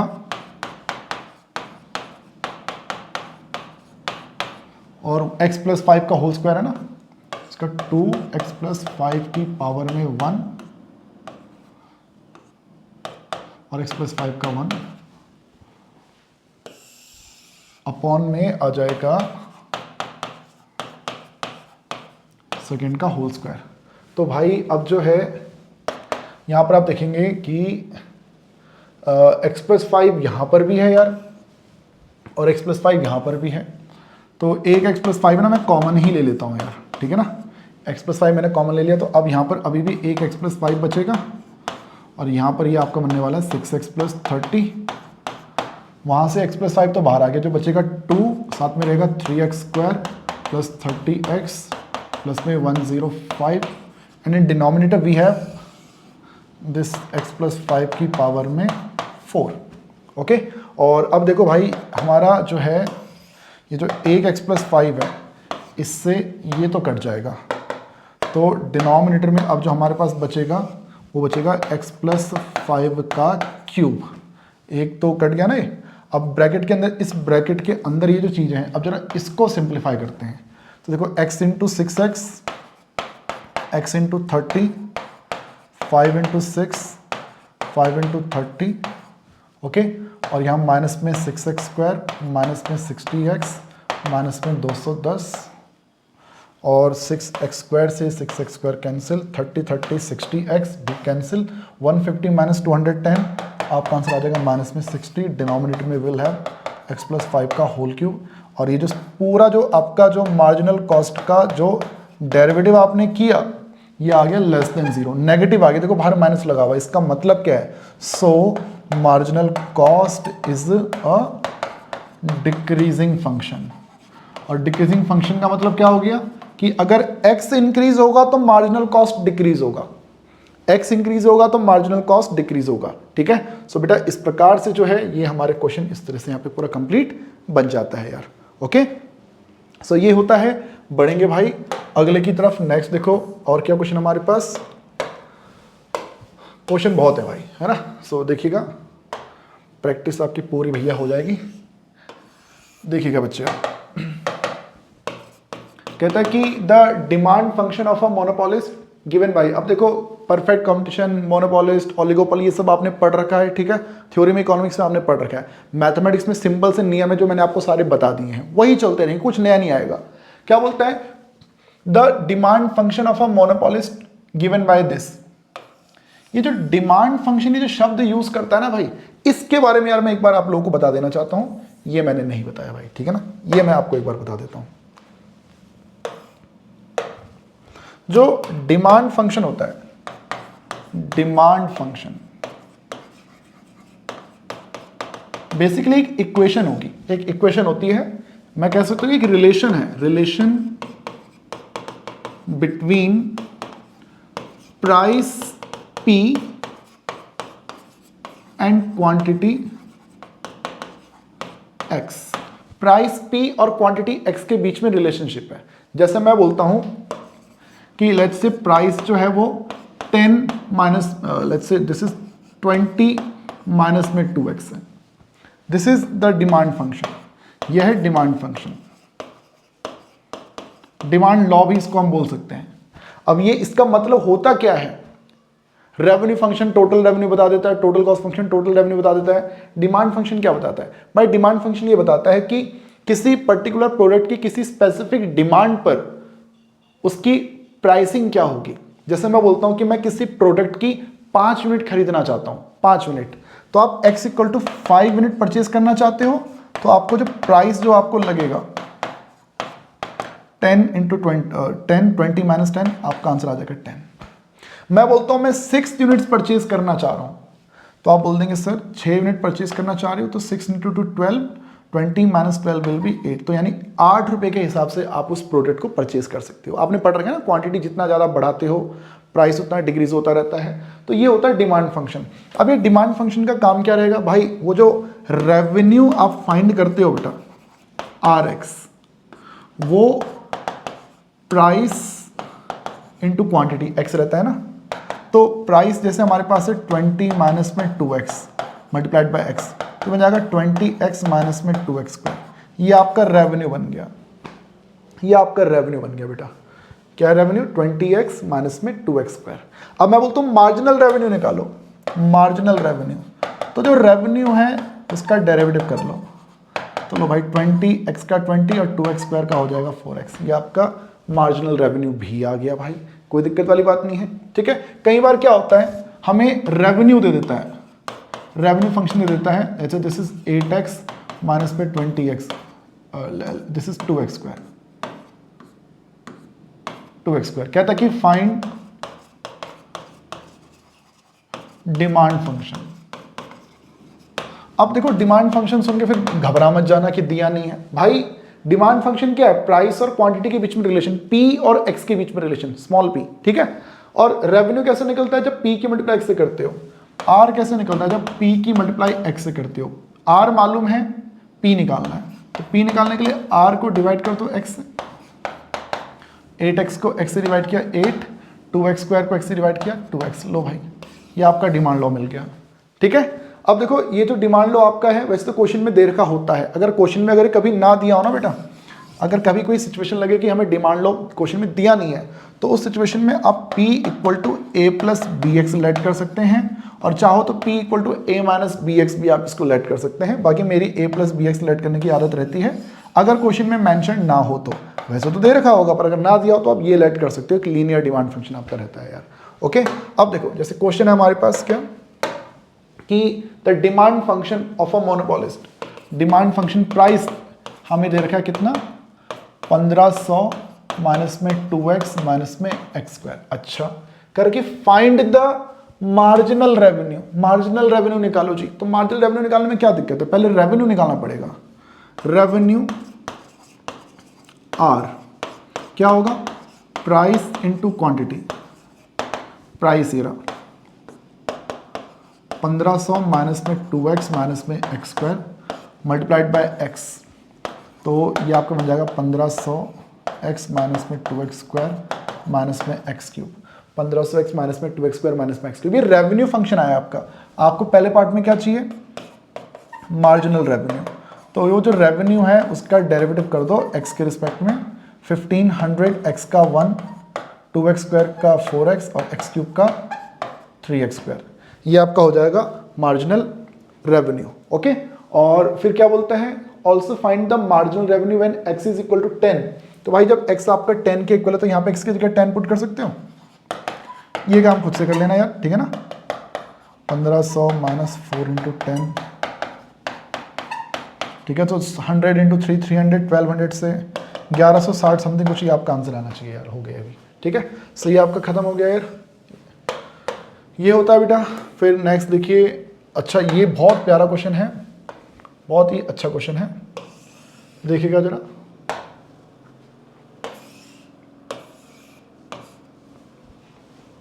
देखिए क्या बोला गया कि suppose the demand per month for a commodity, demand कितनी है 24 if the price is 16 and this is 12 if the price is 22। Price बढ़ने पर डिमांड घट रही है।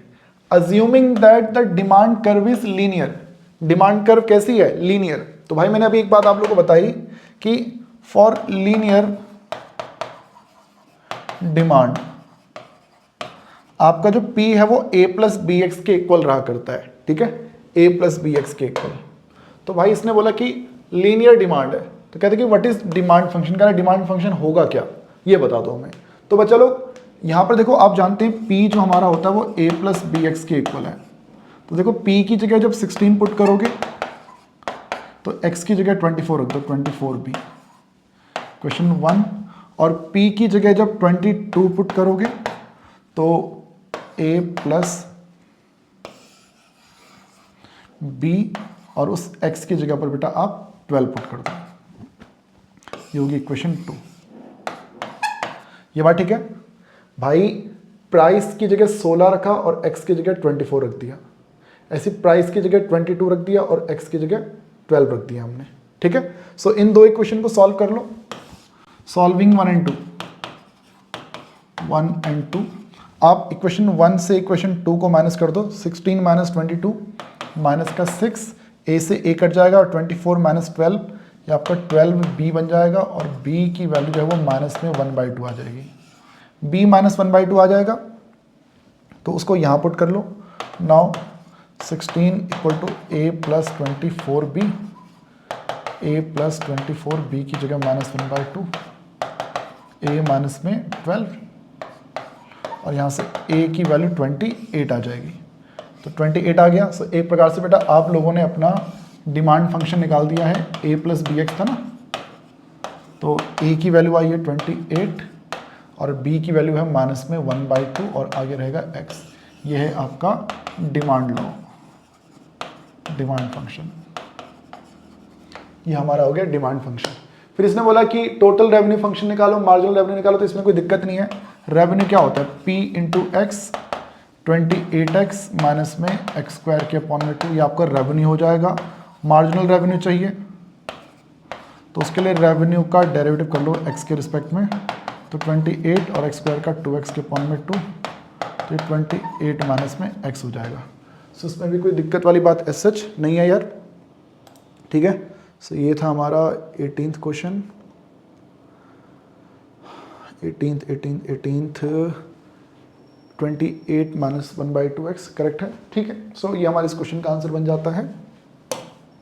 ये होता है बेटा। बढ़ेंगे नेक्स्ट की तरफ। अगला क्वेश्चन अब देखो क्या पूछा गया है। ओके हाँ, ये अब देखिएगा जरा ध्यानपूर्वक।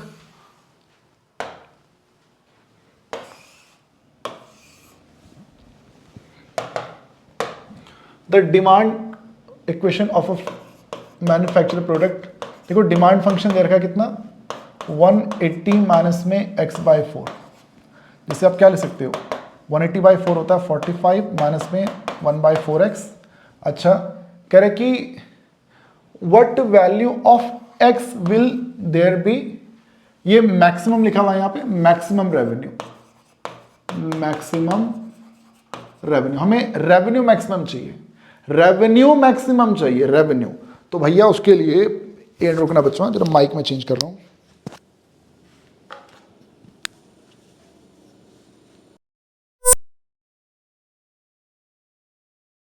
Hello hello,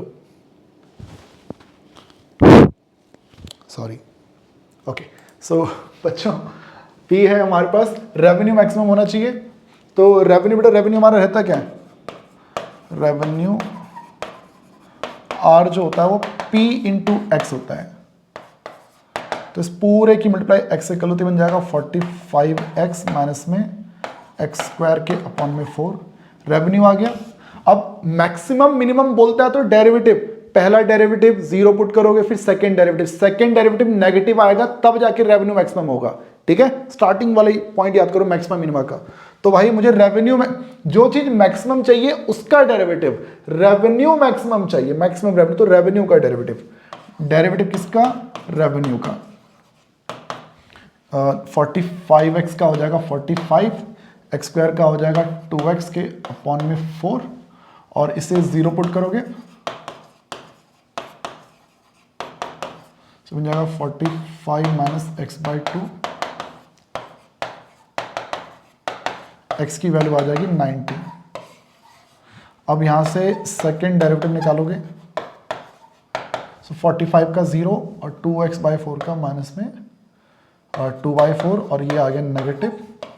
so r is maximum कब, जब आपका x कितना होगा, जब आप 90 यूनिट सेल करोगे।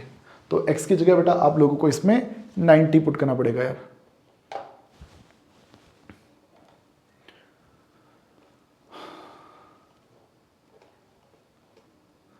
अब आपके यही प्रॉफिट मैक्सिमाइजेशन के क्वेश्चन आपको देखने को मिलते रहेंगे। 90 परफेक्ट। ओके सो नेक्स्ट देखिएगा बेटा, अगला क्वेश्चन हमारे पास है। ओके सो एग्जाम्पल 24 इसमें है।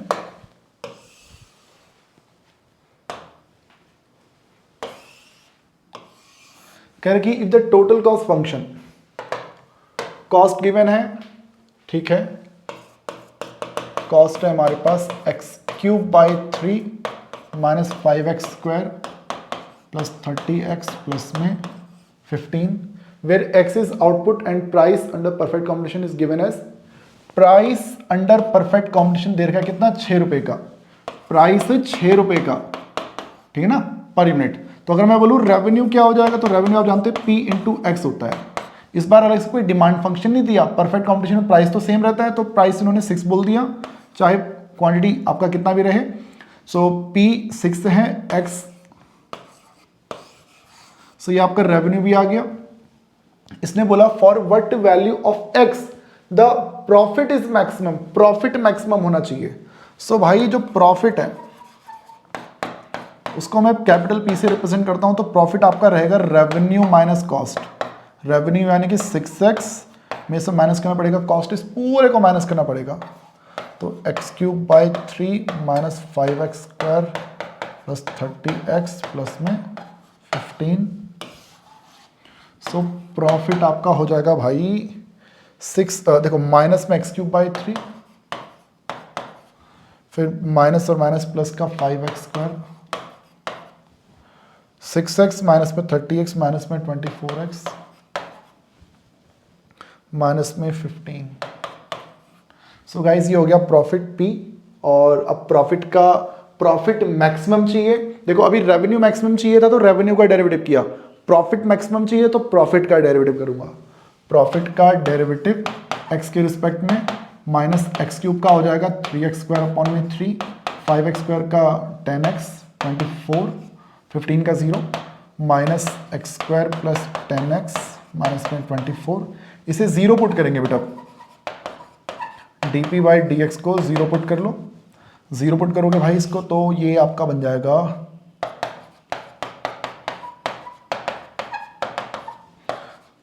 सबके साइन चेंज कर दो, मतलब एक प्रकार से सबको मैंने राइट साइड में भेज दिया। तो फैक्टर्स के क्या बनेंगे, 6 चौक 24, x माइनस 6 और x माइनस 4, तो x की एक वैल्यू आ जाएगी 6 और x की एक वैल्यू आ जाएगी 4, x की 2 वैल्यूज आ रही हैं भाई, ठीक है ना। तो अब एक काम करो, अब हम सेकेंड डेरिवेटिव करेंगे। सेकेंड डेरिवेटिव, प्रॉफिट मैक्सिमम आने के लिए सेकेंड डेरिवेटिव नेगेटिव आना चाहिए, सेकेंड डेरिवेटिव आपका नेगेटिव आना चाहिए, d2p अपॉन में dx2।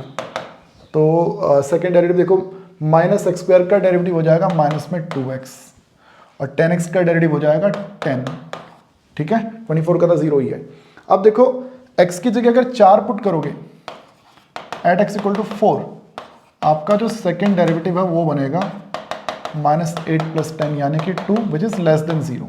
तो ये तो मिनिमम का, ये तो मिनिमम की बात हो रही है भाई, हमें मैक्सिमम चाहिए, हमें मैक्सिमम चाहिए। तो x इक्वल टू 6 पुट करके देखो वहां पे, एट x इक्वल टू 6, तो आपका जो सेकेंड डेरिवेटिव है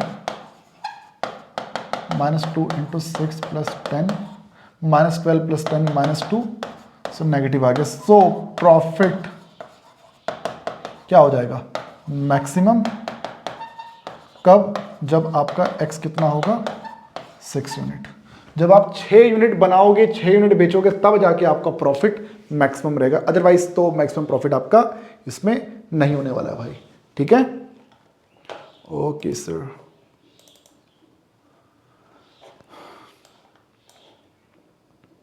सिक्स, परफेक्ट। सो नेक्स्ट है हमारे पास, ओके ये देखना बेटा एक बार,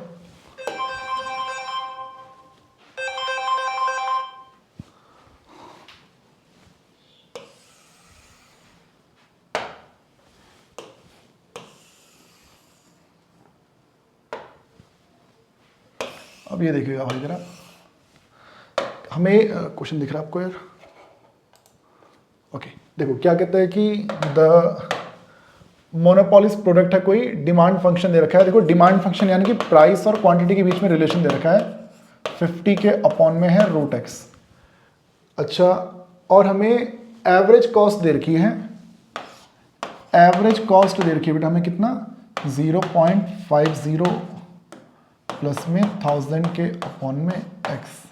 find the profit maximizing price and output. क्या प्रॉफिट कब मैक्सिमम होगा, किस प्राइस पे प्रॉफिट मैक्सिमम होगा और x की किस वैल्यू पर प्रॉफिट मैक्सिमम होगा। तो प्रॉफिट तो आप जानते हो ना बेटा, प्रॉफिट के लिए, प्रॉफिट P के लिए रेवेन्यू में से कॉस्ट को माइनस करना पड़ता है।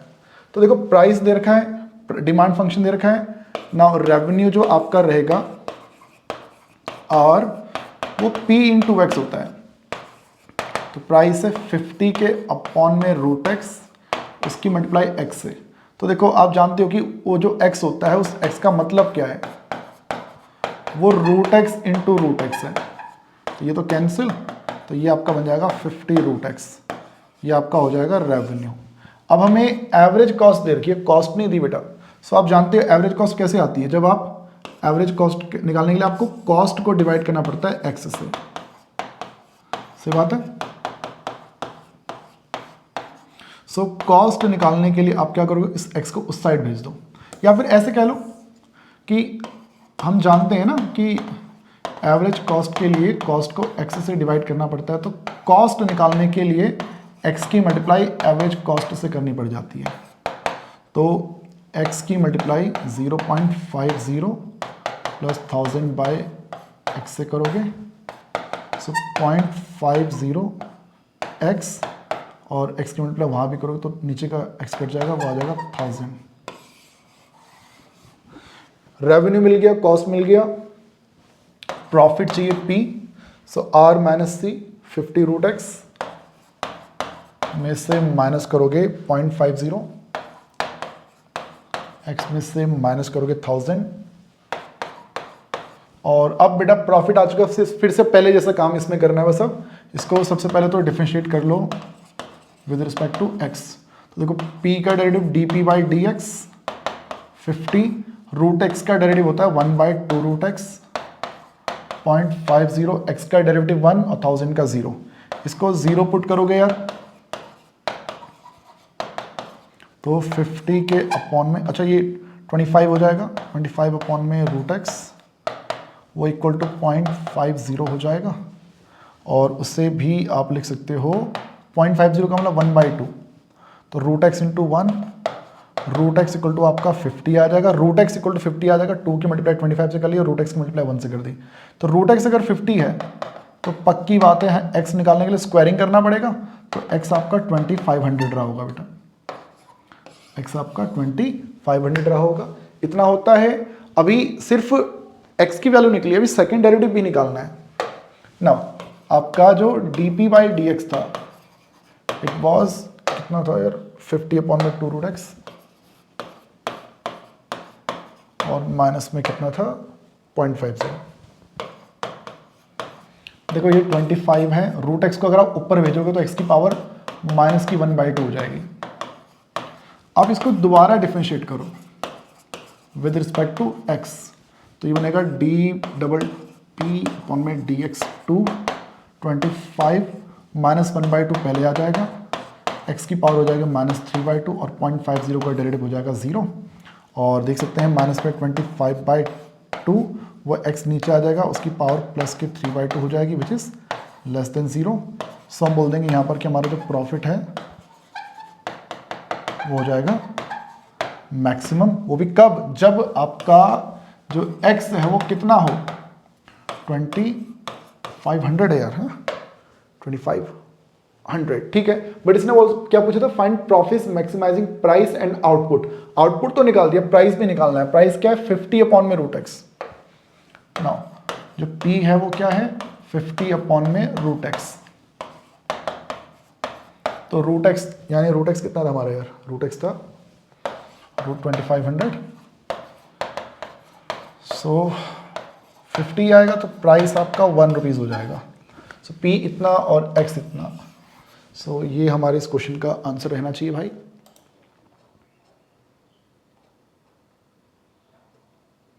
क्वेश्चन नंबर क्या है ये 26। सो इसका आंसर होना चाहिए 1 and 25 minute, correct. Okay, so ये भी हमारे इस क्वेश्चन का आंसर बन गया बेटा। सो ये भी हो जाता है भाई। इस तरह से बढ़ेंगे नेक्स्ट की तरफ। देखो अब अगला क्या है हमारे पास। ओके, सो अब देखिएगा जरा क्वेश्चन एक। सो बच्चे क्वेश्चन है हमारे पास कि हमें कहता है a cable TV operator has 5000 subscribers. अच्छा, each of them pays 100 rupees per month. ठीक है, किसी केबल टीवी ऑपरेटर के पास जो है 5000 सब्सक्राइबर्स हैं।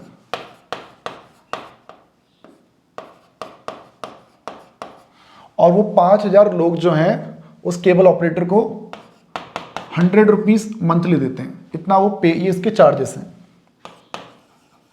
चार्जेस कह लो, प्राइस कह लो, या केबल देखोगे, टीवी देखोगे तो पैसा तो पे करना पड़ेगा ना केबल वाले को महीने का। तो वो जो केबल वाला है उस केबल वाले के यहाँ से ना 5000 लोगों ने कनेक्शन ले रखा है, 5000 लोगों ने। और वो 5000 लोग जो हैं हर एक बंदा 100 रुपये इसको मंथली देता है। तो एक प्रकार से देखा जाए इस केबल वाले की ना 5 लाख रुपए की अभी जो है वो कमाई हर महीने की हो रही है। ठीक है, हर महीने 5 लाख रुपए वो बंदा कमा रहा है। पर फिर क्या बोलता है कि the operator proposes to increase the subscription. कह रहा कि अब ना 100 रुपए में मेरा गुजारा नहीं हो पा रहा, 100 रुपए में मेरा गुजारा नहीं हो पा रहा। कह रहा मैं जो चार्जेस है ना उसको बढ़ा देना चाहता हूं। पर लोगों ने भी बोल दिया कि भैया for every increase of 0.50 10 subscriber will discontinue. भाई अगर 50 पैसे तुम अगर किराया ये जो चार्जेस से अपना प्राइस बढ़ाओगे तो 10 लोग कम हो जाएंगे। 10 लोग कम हो जाएंगे। अच्छा, क्या मैं इसको कह सकता हूं कि 50 पैसे बढ़ाने पर अगर 10 लोग कम हो जाएंगे तो 1 रुपया बढ़ाने पर 20 लोग कम हो जाएंगे। तुम अगर प्राइस को 1 रुपया बढ़ाओगे, यहां पे 1 रुपये का इंक्रीज होगा तो यहां से 20 लोग कम हो जाएंगे भाई। अच्छा, अगर इस हिसाब से अगर मैं बोलूं 2 रुपये बढ़ाओ चार्जेस, तो यहां से 40 लोग कम हो जाएंगे। समझ पा रहे हो बात को? यहां पे जो भी नंबर है उसकी मल्टीप्लाई 20 से कर दो। 3 रुपये बढ़ाओगे तो 60 लोग कम हो जाएंगे। 5000 जो सब्सक्राइबर थे ना, उनकी संख्या घट जाएगी, फिर अब वो डिक्रीज होता रहेगा। ठीक है, ओके। देखो बोला है ना, फॉर एवरी इंक्रीज ऑफ 50 पैसा 10 subscriber will discontinue the service. 50 पैसे बढ़ाने पर 10 लोग कम हो जाते हैं, 10 लोग अनसब्सक्राइब कर देते हैं भाई। तो 1 रुपया बढ़ाने पर 20 लोग यहां से हट जाते होंगे। अब इसने बोला कि find what increase in the subscription will increase the, हमें मैक्सिमम रेवेन्यू चाहिए। What will be the maximum revenue, कह रहे कि अब मैं प्राइस को कितना रखूं, प्राइस को इसको कितना बढ़ाऊं जिससे कि मेरा रेवेन्यू मैक्सिमम हो जाए। तो मैं मान लेता हूं late price is increased by X rupees. जो पहले 100 रुपए थे ना, तो न्यू प्राइस जो अब 100 रुपए नहीं है, 100 में थोड़ा सा ज्यादा, 100 में थोड़ा सा ज्यादा। सो बेटा प्राइस जो है, अगर मान लो पहले 100 रुपए था, तो हो सकता है हमने 2 रुपए 3 रुपए 4 रुपए कुछ बढ़ाया, वो मुझे नहीं मालूम कितना बढ़ाया, पर जितना भी इंक्रीज किया उसको मैं X रुपीज मान के चल रहा हूं। ठीक है, अब वो X की जगह 1, 1.5, 2, 2.5 ऐसा कुछ भी हो सकता है। ठीक है, पर अब प्राइस इंक्रीज हो जाने की वजह से बेटा सब्सक्राइबर अब 5000 नहीं बचे होंगे, ये कम हो गए होंगे। न्यू सब्सक्राइबर्स जो पहले 5000 थे, सोचो प्राइस 1 रुपये इंक्रीज होने पे ये 20 डिक्रीज हो जाते हैं, 2 रुपये इंक्रीज होने पे ये 40 डिक्रीज हो जाते हैं, 3 रुपये इंक्रीज होने पे ये 60 डिक्रीज हो जाते हैं। 20 के मल्टीपल्स में डिक्रीज हो रहे हैं। अगर मैं इसको X पे इंक्रीज करूंगा तो ये 20X से ये डिक्रीज भी हो जाएंगे। ठीक है, सो भाई अगर मैं बोलूं कि मेरा टोटल रेवेन्यू कितना है, टोटल रेवेन्यू R, तो ऑलरेडी प्राइस की मल्टीप्लाई क्वांटिटी से कर दो। प्राइस कितना है 100 प्लस X, सब्सक्राइबर्स कितने हैं 5000 माइनस में 20X। सो ये रेवेन्यू है। और अब मुझे बस यहाँ पे अब डेरिवेटिव्स करने हैं। यहाँ पे पहला डेरिवेटिव करोगे dr/dx। सो गाइस यहाँ पे लगाना पड़ेगा प्रोडक्ट टूल। दूसरे को लिखा, पहले का डेरिवेटिव 1, पहले को लिखा, और सेकंड का 5000 का 0 और माइनस 20x का माइनस में 20, और ये हो जाएगा 5000 minus 20x, 100 into minus 20 minus में 2000 माइनस में 20x, 5000 माइनस 2000 3000, 20 40x। ठीक है, इसको 0 पुट करो बेटा, dr/dx को 0 रख के देखा तो हमारे जो 3000 है इक्वल टू 40x आता है। तो x की वैल्यू हमारी आ जाएगी 4 7 28, 4 5 20, 75 रुपये बढ़ाना पड़ जाएगा प्राइस। यानी कि जो पहले 100 रुपये चार्ज कर रहे थे ना, कह रहे अब 100 रुपये चार्ज नहीं करने, अब 175 रुपये चार्ज करेंगे। ठीक है, सेकेंड डेरिवेटिव निकालो, d2r में dx2। तो देखो सेकेंड डेरिवेटिव, फर्स्ट डेरिवेटिव है आपका 3000 का 0 माइनस 40, इसका minus 40 which is negative. Second derivative negative आने का मतलब क्या है बेटा, कि हमारा जो रेवेन्यू है दिस इज मैक्सिमम। पूछा जाए कब, जब आप x इक्वल टू कितना 75 रखोगे। तो अब मैं बोलूँ कि अब आपका न्यू प्राइस क्या है, न्यू प्राइस अब आप कितना है, पहले 100 रुपये था, 75 रुपये बढ़ जाएगा, तो भाई 175 हो जाएंगे। सब्सक्राइबर्स कितने बचे, सब्सक्राइबर्स कितने बचे, पहले 5000 थे, 1 रुपया बढ़ाने पर 20 लोग कम हो जाते हैं। तो भाई 75 रुपये बढ़ाने पर 20 लोग 20 टाइम्स कम हो जाएंगे। तो 5000 75 दूनी 150। तो अब 3500 लोग बेटा अभी भी यहाँ पर आपके पास बचेंगे। मैं बोलूँ टोटल रेवेन्यू कितना बचेगा, तो भाई 175 रुपये के हिसाब से 3500 लोग हैं हमारे पास। ठीक है बेटा, 175 रुपये के हिसाब से 3500 लोग हैं, तो 175 की मल्टीप्लाई कर लो यार 35 से, 5 पंजे 25, 2 5 7 35, 2 37 का 7, 3000, 5 के 5 और 3 8, 5 3 15, 7 21 22, 2 3 के 3 2 5, 5 12 9 2 11, 6125। तो अभी बेटा 6,12,500 रुपये का रेवेन्यू हम अभी भी जनरेट कर रहे हैं भाई। पहले जो 5 लाख का जो रेवेन्यू हम जनरेट कर रहे थे, अभी भी हम 6,12,500 रुपये का रेवेन्यू यहाँ पे अभी भी हम जनरेट करते होंगे भाई। सो बच्चा लोग, इस प्रकार से जो है हमने इस चैप्टर के लगभग सभी इंपॉर्टेंट क्वेश्चन हमने कवर किए हैं, सभी कॉन्सेप्ट हमने यहाँ पे कवर कर लिए हैं, आपके सिलेबस की सभी बातें। अब जो है असली काम अब आपके हवाले छोड़ दिया जाता है भाई। रिवीजन आप लोग इसकी बढ़िया से कीजिए, ठीक है, और सैम्पल पेपर्स आप अच्छे से सॉल्व कीजिए। कहीं कोई दिक्कतें आती हैं तो कमेंट करके बताना यार, ठीक है। ये वीडियो स्पेशली आप लोगों ने देखो, आईएससी बोर्ड के मेरे इस चैनल पे इतने स्टूडेंट्स नहीं हैं, बट कुछ के भी जो कमेंट्स आए थे तो उनके डिमांड पर बेटा ये वीडियो मैंने यहाँ पे बनाई है यार, ठीक है। सो आप लोग अपनी प्रैक्टिस करते रहिए, अच्छे से कई सारे सैम्पल पेपर सॉल्व कीजिए और एग्जाम में बहुत अच्छा स्कोर कीजिए भाई। जो रिजल्ट आ जाएगा तो मुझे कमेंट करके बताना कैसा स्कोर आप लोगों का रहा है, ठीक है। सो मिलूंगा बेटा मैं आप लोगों से अब नेक्स्ट वीडियो में। अपना ध्यान रखिएगा। जय हिंद, जय भारत, वंदे मातरम।